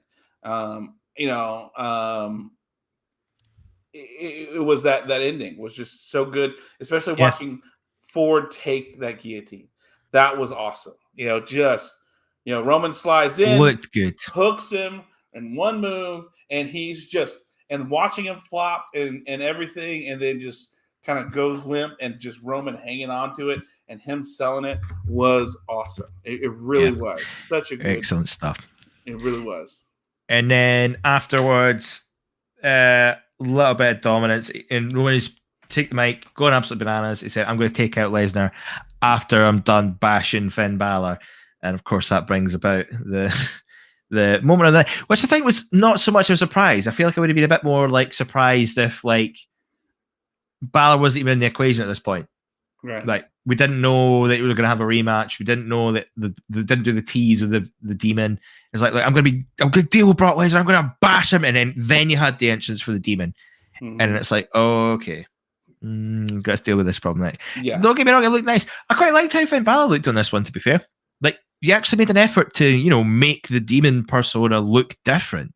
As opposed to just Finn Balor with face paint. He had like the arm straps, he had like new shorts, gear. It looked like its own thing, which after I saw that, I was like, okay, I'm willing to give this a go. It's not going to end well for the demon, unfortunately, but I was willing to give it a go because it looks like they've made the effort this time. And maybe they've got something under their sleeve where it makes it a little bit unique and different as opposed to just Finn Balor with paint acting weird and goofy. He still did a little bit of that, to be fair, but there was a bit of flavor to it, and I was like, okay, I'm okay with this. I can sit back and see how this pans out. But of course, we know that Reigns will be winning it. But Elizabeth said, "You've got competition there, John." She likes them demons. Those demon friends. We got a demon, John. Get you in face painting. Sinister minister. But yeah, it was nice, a nice little touch. I suppose it's good to kind of extend this feud a little bit. But I don't know what else to say about this. To be fair, it's just but the whole it's great, but I'm also flat on it. It was the spectacle of it more than anything else. It was like, that's the way I feel. It's like they were more interested in getting the spectacle of the demon out at Madison Square Garden.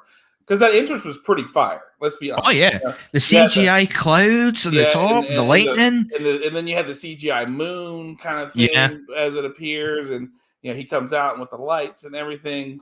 It to me, it was more about the spectacle of the matter. But like you said, they did do a good job of the paint and how they created it and what they were trying to do with it. And let's be honest, the look worked. I mean, even though they painted his beard, which I thought was a really cool look, that the paint went into the beard and it just looked, and they melded it all in very nicely. Good makeup team there. Yeah. And I mean, like I agree with Sir Jam. If he wrestles different and it's not just Finn with paint on, Yeah, I'd like to see him be a bit feral in the ring, if that makes sense. Those sort of mannerisms, like some claws in there, maybe a bit of biting, some, just a bit more wild in what he does rather than just clean technical wrestling. Right. I want him just to try and hurt Roman Reigns. Right. And I think that's the point, is it should be that. It should be that. But like a lot of times when a lot of times when it's like the Demon Finn, you don't see that. You still see the Finn Balor. I want to see him be a true alter ego. I want to see that, maybe there's some shades of Finn Balor there, but when he goes to do a drop kick, it's sloppy, or it's just more wild or out of control. He brings back the screams because he used to do that when he used to I think it was I don't know if it's a Japanese thing. When they do like the coup de grace. Because what was his name? Loki used to be good for it. He goes as he does that wee sound, like little bits like that, squealing and screaming as he hits moves, rather than just being like clean and normal guys. Right. Even like when he does his top rope like thing, how he goes, wow, I could see him just rolling, just straight over. Yeah. Just exactly. And like Elizabeth says, like the Fiend Bray difference. I think that needs to be done, especially if you're going to do this alternate character. You need to have the alternate character do. If they do similar moves, they got to be different in the sense of how they're performed, or they look more sloppy or whatever. In that aspect, I think you and I talked about the Fiend and how really it would have been great if it would have been like completely separate movesets, or Bray becoming schizophrenic in the sense of he appears as the Fiend but then changes into Husky Harris and then turns into the original Bray Wyatt theme, original the Hawaiian shirt and all that and the Louisiana voodoo guy kind of thing. Those are the kind of things that I think wrestlers should be doing. If they're going to take that character and have that alternate ego, then let's do it fully. Let's not make it. So I think this could be fun. It could be different because we could get a wild. Hopefully Finn is evolving this character more to where this is a more wild, out of control, sadistic character of Finn Balor. And I think the team has lost before Sonic the Hedgehog. He says it's going to get his first loss. He's lost to Samoa Joe in NXT. Yeah, I believe that's his only main loss. His only loss as a Demon. Right, but I might be wrong. Yeah, because he was supposed to face Finn Balor, not Finn Balor, Bray Wyatt when Bray Wyatt did that Sister Abigail thing. Right, and then they bend it, and we never saw the Demon again. As far as I'm aware, I might be totally wrong on that, but I don't think we ever saw the Demon again after that, which is probably for the best. Yeah, and so it leaves me to, but it still doesn't make me want to watch that match. No, it feels so far gone. This is the problem with SmackDown just now. Is when you rematch matches, it's like we know, especially when you're bringing in Brock Lesnar. I think it would have been a little bit different if you didn't have Brock Lesnar waiting in the wings for this one, but because he's there and because he's such a prominent part of Roman Reigns' story right now, it's hard to not look past Finn Balor, even with the bells and whistles, even with the escalation of bringing in the Demon. We know that Brock Lesnar's, unless there's going to be some hiccup along the way where by some happenstance that Finn beats Roman for the title and we get a rematch at like Survivor Series, because God, this match was supposed to be WrestleMania. Lesnar Reigns was the rumored WrestleMania match, so we got a long way to go. We got so long to get to there. Yeah, I mean, unless you use Extreme Rules to either put the belt on Finn or put the belt on Big E after the match, so then Brock Lesnar has the next step, and then Brock gets the belt and holds the belt for WrestleMania. Ooh, that could be a shout too. So my suspicion is I think Big E's going to cash to go to Raw with the New Day again. Wherever he's cashing out, I think that might be the way. You think? Because he did announce last night he was coming after Roman Reigns. So I suppose he did, yeah. Yeah, he did. And then remember we talked about the whole him up here. Thought it was funny though that he keeps showing up on Paul Heyman, not Roman Reigns, despite him hunting him down. It's interesting to see how he goes. Is there anything else we want to add on this SmackDown? Not a good SmackDown. No, it was not a good SmackDown. I think. Let's be honest. We liked the end, but the end was subpar too. It was not the best stuff. They didn't knock this out of the park by any stretch. They did not. They did not at all, and it felt slapped together, and also and almost an afterthought of, here we are in Madison Square Garden. It honestly, it was not a good show. and we had a good match. But I don't think that this was something that was honestly worth our time. No. And that's the hard part. I mean, you and I do this for the fans, and we do this for the fun of it. But I mean, I have a hard time justifying having to, I love all you guys in the chat, but I'm going to be honest with you. I have a hard time justifying trying to even say what was bad about it, because you all know what was bad about this, but we're just telling the same things you guys already know. And it's like, why have this show? Because we all know what we're doing, but we do it for the fun and being silly and, being able to make random comments and have a good time with it. But, agreed. We need more wrestling in our wrestling show, Sonic. I think that's what SmackDown was doing. That's what SmackDown was doing. We're having, at the core of it, it was SmackDown was the wrestling show. 4, 5, we're losing it. Night, and we're not getting that anymore. Let there be wrestling. Let there be wrestling. And that's what I enjoyed about it. That's what I enjoy about AEW sometimes. I mean, is there formatting the shit sometimes? Yes, but you get wrestling. You have right after this an hour of wrestling on Dynamite. It's an hour pretty much of wrestling. And so that's kind of the other half of it. New Japan Strong is now moving to Saturdays. So you got another hour show of just wrestling.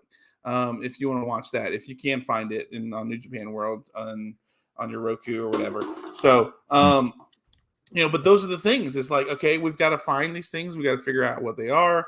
But the core of the show should be wrestling. And that's what it was. And we've seen it go worse and not become that. And that's what made a difference between this and Raw.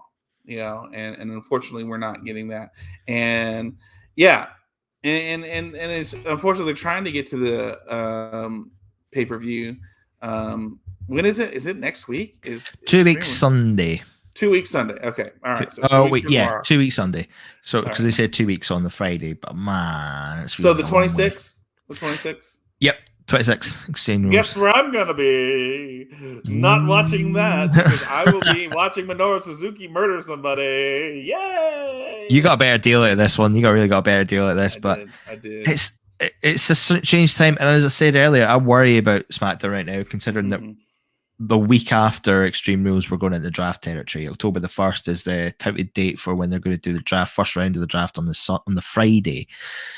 We're going to see a lot of good parts of SmackDown getting ravaged, and we're going to get we might get some good parts of Raw. I'm not going to just be total down and out and say, look, we're going to get the worst parts of Raw and it's going to be terrible. But, Raw as a whole right now, there's a lot of problems with it, and there's a lot of superstars that need help on that roster. Keith Lee, Karrion Kross, Drew McIntyre to a degree, because he's sort of treading water at the moment.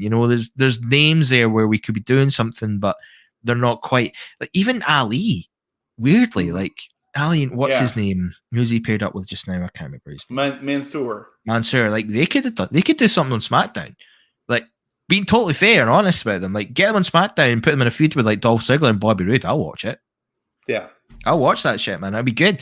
So so there's good things we can bring over, but then you've got the likes of Alexa Blisses that are going to be on that roster. It's going to be a pain. Do you want Jeff Hardy back? I don't think we do. I mean, it's a bit harsh to say about someone like Jeff Hardy, but it's not that great. The Miz and Morrison with their water guns. Do you want that on SmackDown? Probably not. Are they? But I thought they're not a thing anymore, right? Didn't they get broken? No, they're not. I don't know what they're doing. 1 minute they are. I don't watch Raw, so I don't know. I mean, I'm sure I saw a thing that Morrison tried to attack Karrion Kross with a water gun. That went well. Oh, okay. Stuff like there's so much like hokey stuff on Raw that I don't want to see that come to SmackDown. Like if you're bringing someone up to SmackDown, it's almost like, look, you come to SmackDown. These are the rules. This is what you're going to do now. You're not going to be goofy. You're not going to do these silly things. We're changing it up, and a few talents will need that. And I think the same with SmackDown is. The good thing about SmackDown is I think if SmackDown send talents to Raw, they're ready made. Danger zone there if you're an NXT fan, of course, but like I don't know, like Apollo Crews, he'd fit in like a glove at Raw just now. He's a bit goofy, it's dumb, but he can wrestle well, and he can cut some good promos. And you know what, it'll be a good feud in there with Drew McIntyre or someone like that, or who's treading water, but like a Sheamus, or pair him up with Jinder Mahal, have like the League of whatever we call League of Nations thing again. Yeah, like there's little avenues you could go down with that, so you never know. A lot of people talk about AEW on the chat. This just highlights the week that WWE's had, that we're coming at the end of a SmackDown and there's more interest in AEW than there is WWE. And that is totally on AEW. They had a banging job this week, I think. Yeah. Monday, Wednesday, Friday, they kicked it out of the park. Last night's show, from what I'm seeing, last night, there was a match with Brian Pillman Jr. and I guess he was going against MJF, I think, and it was apparently a good match. And Moxley shows up for that. Yeah. Pac and Andrade came out. Pay-per-view caliber match. Yeah, that's what I heard. Trios match, Ruby Soho and all them. It was good stuff. You can't. It was wrestling. That's the thing is you had wrestling last night on these shows. Yeah. Very little talk, and granted, it's an hour, but you're seeing that. And as Sir Jam says, AEW starts their shows off with matches. They know what the people want. They want to see what action. Yeah, they want to see. Don't be told about the action. We just want to see action, and that's what SmackDown was doing. SmackDown was doing that. Yeah. You'd have they maybe have a small talking segment, but then it would go right into a match. And so, it is one of those things of just you're seeing the AEW is not on the level of WWE yet. They're not there. They're building though. They're building. I think this is what's been more noticed is that they're building. No, but that's what I'm saying. They're getting there. They're building there. They're becoming these things to where when I talk about wrestling now, more and more people are referencing, oh, you mean like where Jericho's at on that new show, on TNT. People are starting, instead of just saying WWE, they're starting to recognize there's another company out there making some differences, making some waves. And so that is the start. You're getting a foothold in pop culture where people are starting to recognize your product over the gorilla in the room. And so, it's one of those things that, you have to go, okay, this is becoming a thing. We're seeing the fact now that AEW is they're taking their time. They're building. Are they going to make mistakes? Yes. Have they made mistakes? Yes, they have. Oh, yeah. But they are continually building, and they're learning from mistakes. They're trying to do better. And here's the other thing: they're listening to their fans. WWE, their fans are one guy who's over 70 who's booking the shows. That's what they're doing. All the shows, by the way. All the shows. All of them now. Including NXT. No wonder Triple H had a heart attack. Yeah. Just put it. Here's a guy who built, NXT and made it what it is, all for to have his father-in-law to say, "Fuck you, pal. I'm going to take this." And we know what's going to happen. An already spread too thin, Bruce Pritchard and Vince McMahon are going to try to write Raw, SmackDown, and NXT. And I don't know if you've listened to the Bruce Pritchard podcast at all. James, have you listened with Conrad Thompson? Not often, but I have listened to a couple episodes. Okay. It's so like lately, it's mental. Well, lately now, even it's you don't know when you're going to get a show, and when you do, Bruce is he's halfway there. He's halfway there because he's not all in because he's having to work, and there's times where they have to cut the show because his phone rings and he has to take a call from Vince McMahon. And you must be raging if you're Conrad Thompson dealing with shit. And here's this guy, you brought him in, you're the reason why he's back in WWE. And yet now it's kind of one of those things of like, okay, this show can go at this point because you're not really doing anything. You're half in. It's, what? Canada Spaceman? Okay, that hurts. Oh my God, it is. Holy shit. Holy shit. Candace Spaceman. Get the Gladiators theme going again. Woo! That Oh, man. hurts. My man. I thought we was tight, Canada Spaceman, and you. Ooh, that hurts. I thought you were cool. Damn. Nah. Sonic the Hedgehog is now number one. He is number one. Yeah. Fuck that guy. Kind of comes in with the first comment and the worst comment. Yeah. Well, I suppose like your identity crisis about you is a good way to call this show off. It's an interesting time to be a WWE fan. Like as you say about Bruce Pritchard, him being spread out so thin is just ridiculous. What's going to happen next? I don't know.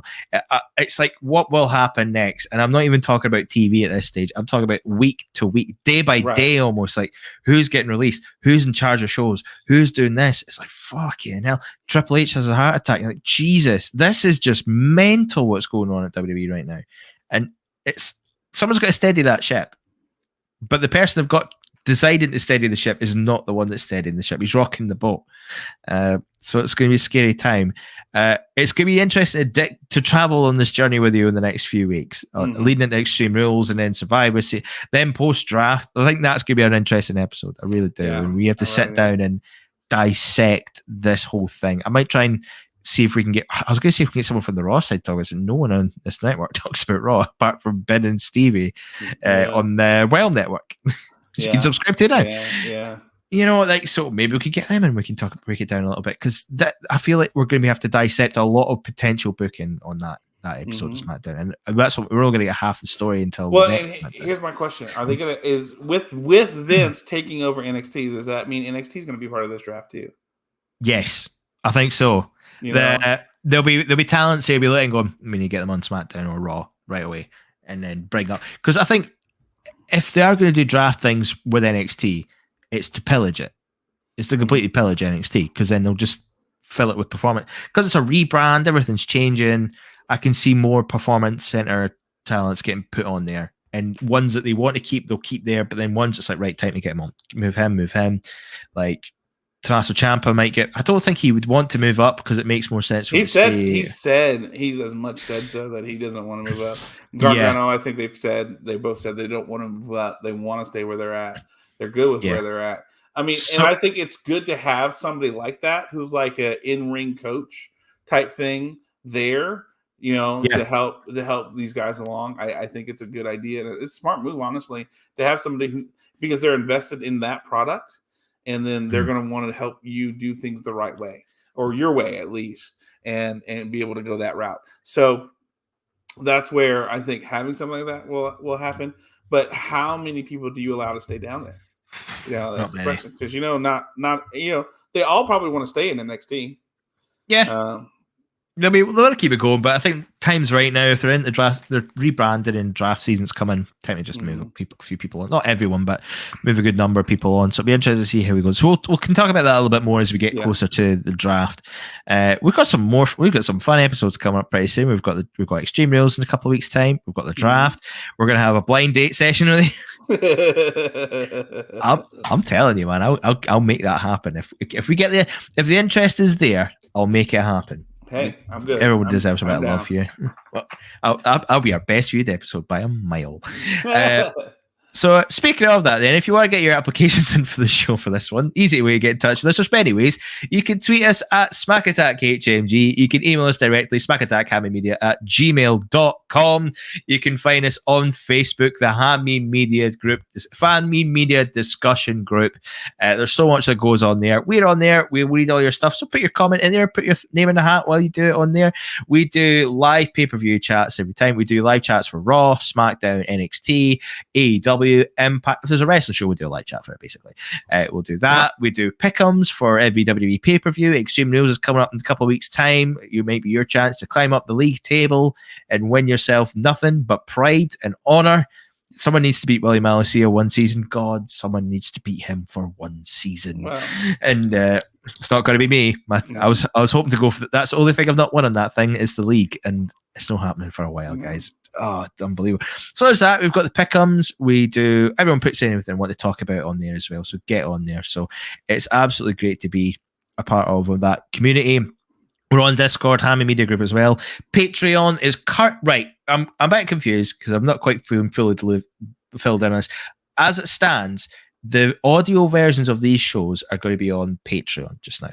So that's so a lot of, if you're on the Realm Network right now, you might be familiar with this idea where it's not up at the moment, but what they're doing is they're emailing you the shows. So if you've got a subscription, they'll email whatever shows you're subscribed to.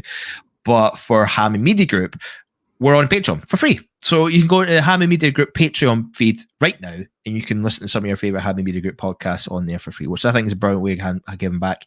We will eventually be going to the Realm Network. So if you are interested, keep an eye out for us when we come back live and subscribe to that. We'd love to have you back on there as we do these shows. Hopefully we'll keep doing the live shows on the YouTube feed, because I think it's the place to be for that. There's some of the fun episodes. So this has been one of the funner episodes because of that. And that's what the life of this show is. So I'm very keen to try and keep that going. So we should go to Hammy Media Group on Patreon. Look for Hammy Media Group on the Realm Network as it comes live. TheRealmNetwork.com, I believe it is. So go on to there when we're up and running. The Hammy Media Affiliates channel on Spotify. Our man alluded to it earlier on. We've mentioned it a couple of times, where the NFL podcast is with our Dr. Powell was on. The Academy Star Trek podcast with John Enright and Triple D on the helm. Should be recording tomorrow. Looking forward to that one. We should be recording tomorrow. In case y'all don't know, September 8th was what they call Star Trek Day. That is the day the first episode aired on CBS television.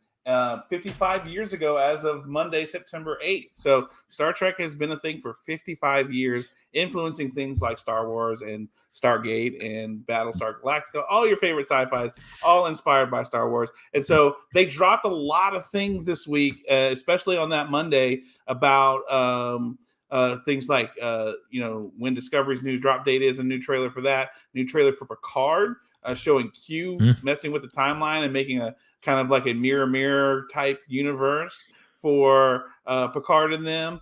We see Prodigy's trailer got dropped, the new cartoon Nickelodeon series. We also know a lot more about Strange New Worlds. They introduced all the characters and the actors who are going to be playing major roles. Exactly, Elizabeth. That trailer for Picard was great. Q just snapping his fingers. It was so good. So we're going to be talking, mostly talking about Star Trek Day and all the different things that were dropped from Monday on, what we know is going to be coming for Star Trek in the next few months. And it's a lot. And then they're doing a great job with these next few shows. They've got 5 shows in production right now, getting ready to drop a whole bunch of them. So I'm looking forward to seeing that and everything that was dropped and talking about it that day on September 8th and celebrating 55 years of Star Trek. I mean, think about it. What TV show has influenced things for 55 years and their premiere date is now a day? It's called Star Trek Day. I mean, that's a pretty incredible thing. That is the whole purpose of Star Trek. It's about bringing people together and showing what we can do as a society. And so, just like when we come together here and talk SmackDown, what we can do and the show we can create because of you guys and the fun stuff we talk about in the chat. You guys are a part of what makes this show great. And so we're a mini Star Trek right here on ourselves. But there's other shows as well on the affiliate feeds. So make sure you're checking all those out. So be involved, be part of the group. If you're watching this on YouTube right now and you're not subscribed, why are you not doing that either? Come on. Leave a subscribe, like this video as well. It helps a lot, and I greatly appreciate it. It means a lot to me when I'm doing these little shows and you're leaving likes and you're leaving comments. It really makes this sort of venture worthwhile. And I'm not just saying that as like the talent producer type of a guy on this. Is like, it really does. It makes these moments like worthwhile when they get the energy. Like I implore people to go back to like when we done these just on like the podcast feed originally, and then when me and Joe started off. Like as soon as we've come on to this live chat segment, and I'll say it every week if I have to, the life and the energy of the show just goes whoosh. It just took off, and it's been brilliant, and I love it. And that's what makes it more fun, and that's what keeps me coming back every weekend as well. It makes it so much easier to do these things. What doesn't make it easier though, before we get into that, I'm just going to quickly throw this in, is slander. Canada Spaceman bootleg tapes. Come on now. Hang on. There we go. It's my PlayStation 2 collection, mate. I'm a retro game man. Come on now. bootleg tapes. I don't have that. Sorry, I had to defend my honor for a second. No, you're okay. I do. I sent you. I know I sent it to you, but I do want to share. I do want to share the video of this thing right here. All right, hang on.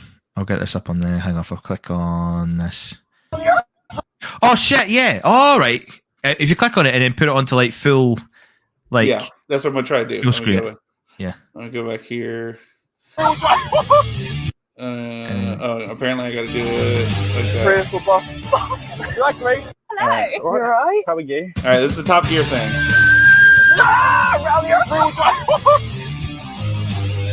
Oh my god. You like me? So what's that? Drag race. Is that who I think it is? I don't know what to say. That was quality, by the way. Oh, that was ace. That is totally. Yeah. So we watched that. We need to start. We need. If it comes on and we can watch it, we should totally like make it as part of the show as well. Talk about that. Yeah. 100%. No, it looks amazing. It's supposed to be on Facebook Watch. I think is what they're saying. Cool. I'll try that now. Yeah. So, with that said, get your something else when you get the mail set back. I'm going as well. So, if you are watching this after the show's been on and you want to get involved, leave your comments and questions through the means I've said underneath the ticker below as well. For that, they do that and get involved for that. Yeah. If we haven't already, when you end this video, we implore you, if you can, to go back to the video because we did our mental health chat actually at the beginning. We were talking about National Suicide Prevention Month and everything about that there. So I'm just going to share the information quickly before we go as well. If you are in America here, the phone line is there, 1-800-273-8255, or you can go to suicidepreventionlifeline.org. We also like to lean you towards our friend Jackson Stone as well. He's got a brilliant website, youarelovedlife.com, or if you find him on Twitter, at YouAreLovedLife. Great resources if you're looking for help in terms of your mental health and looking after yourself. So really take the time to look at that there, and they're very available. John likes to make himself available as well. So if you are following at Jay Reeseman or anywhere on Facebook, and if you want to talk specifically mental health, you can email me at my work email, john@freedomhousepc.org. But that will only be for mental health, not for calling me Eggman from Sonic. Comment of the day.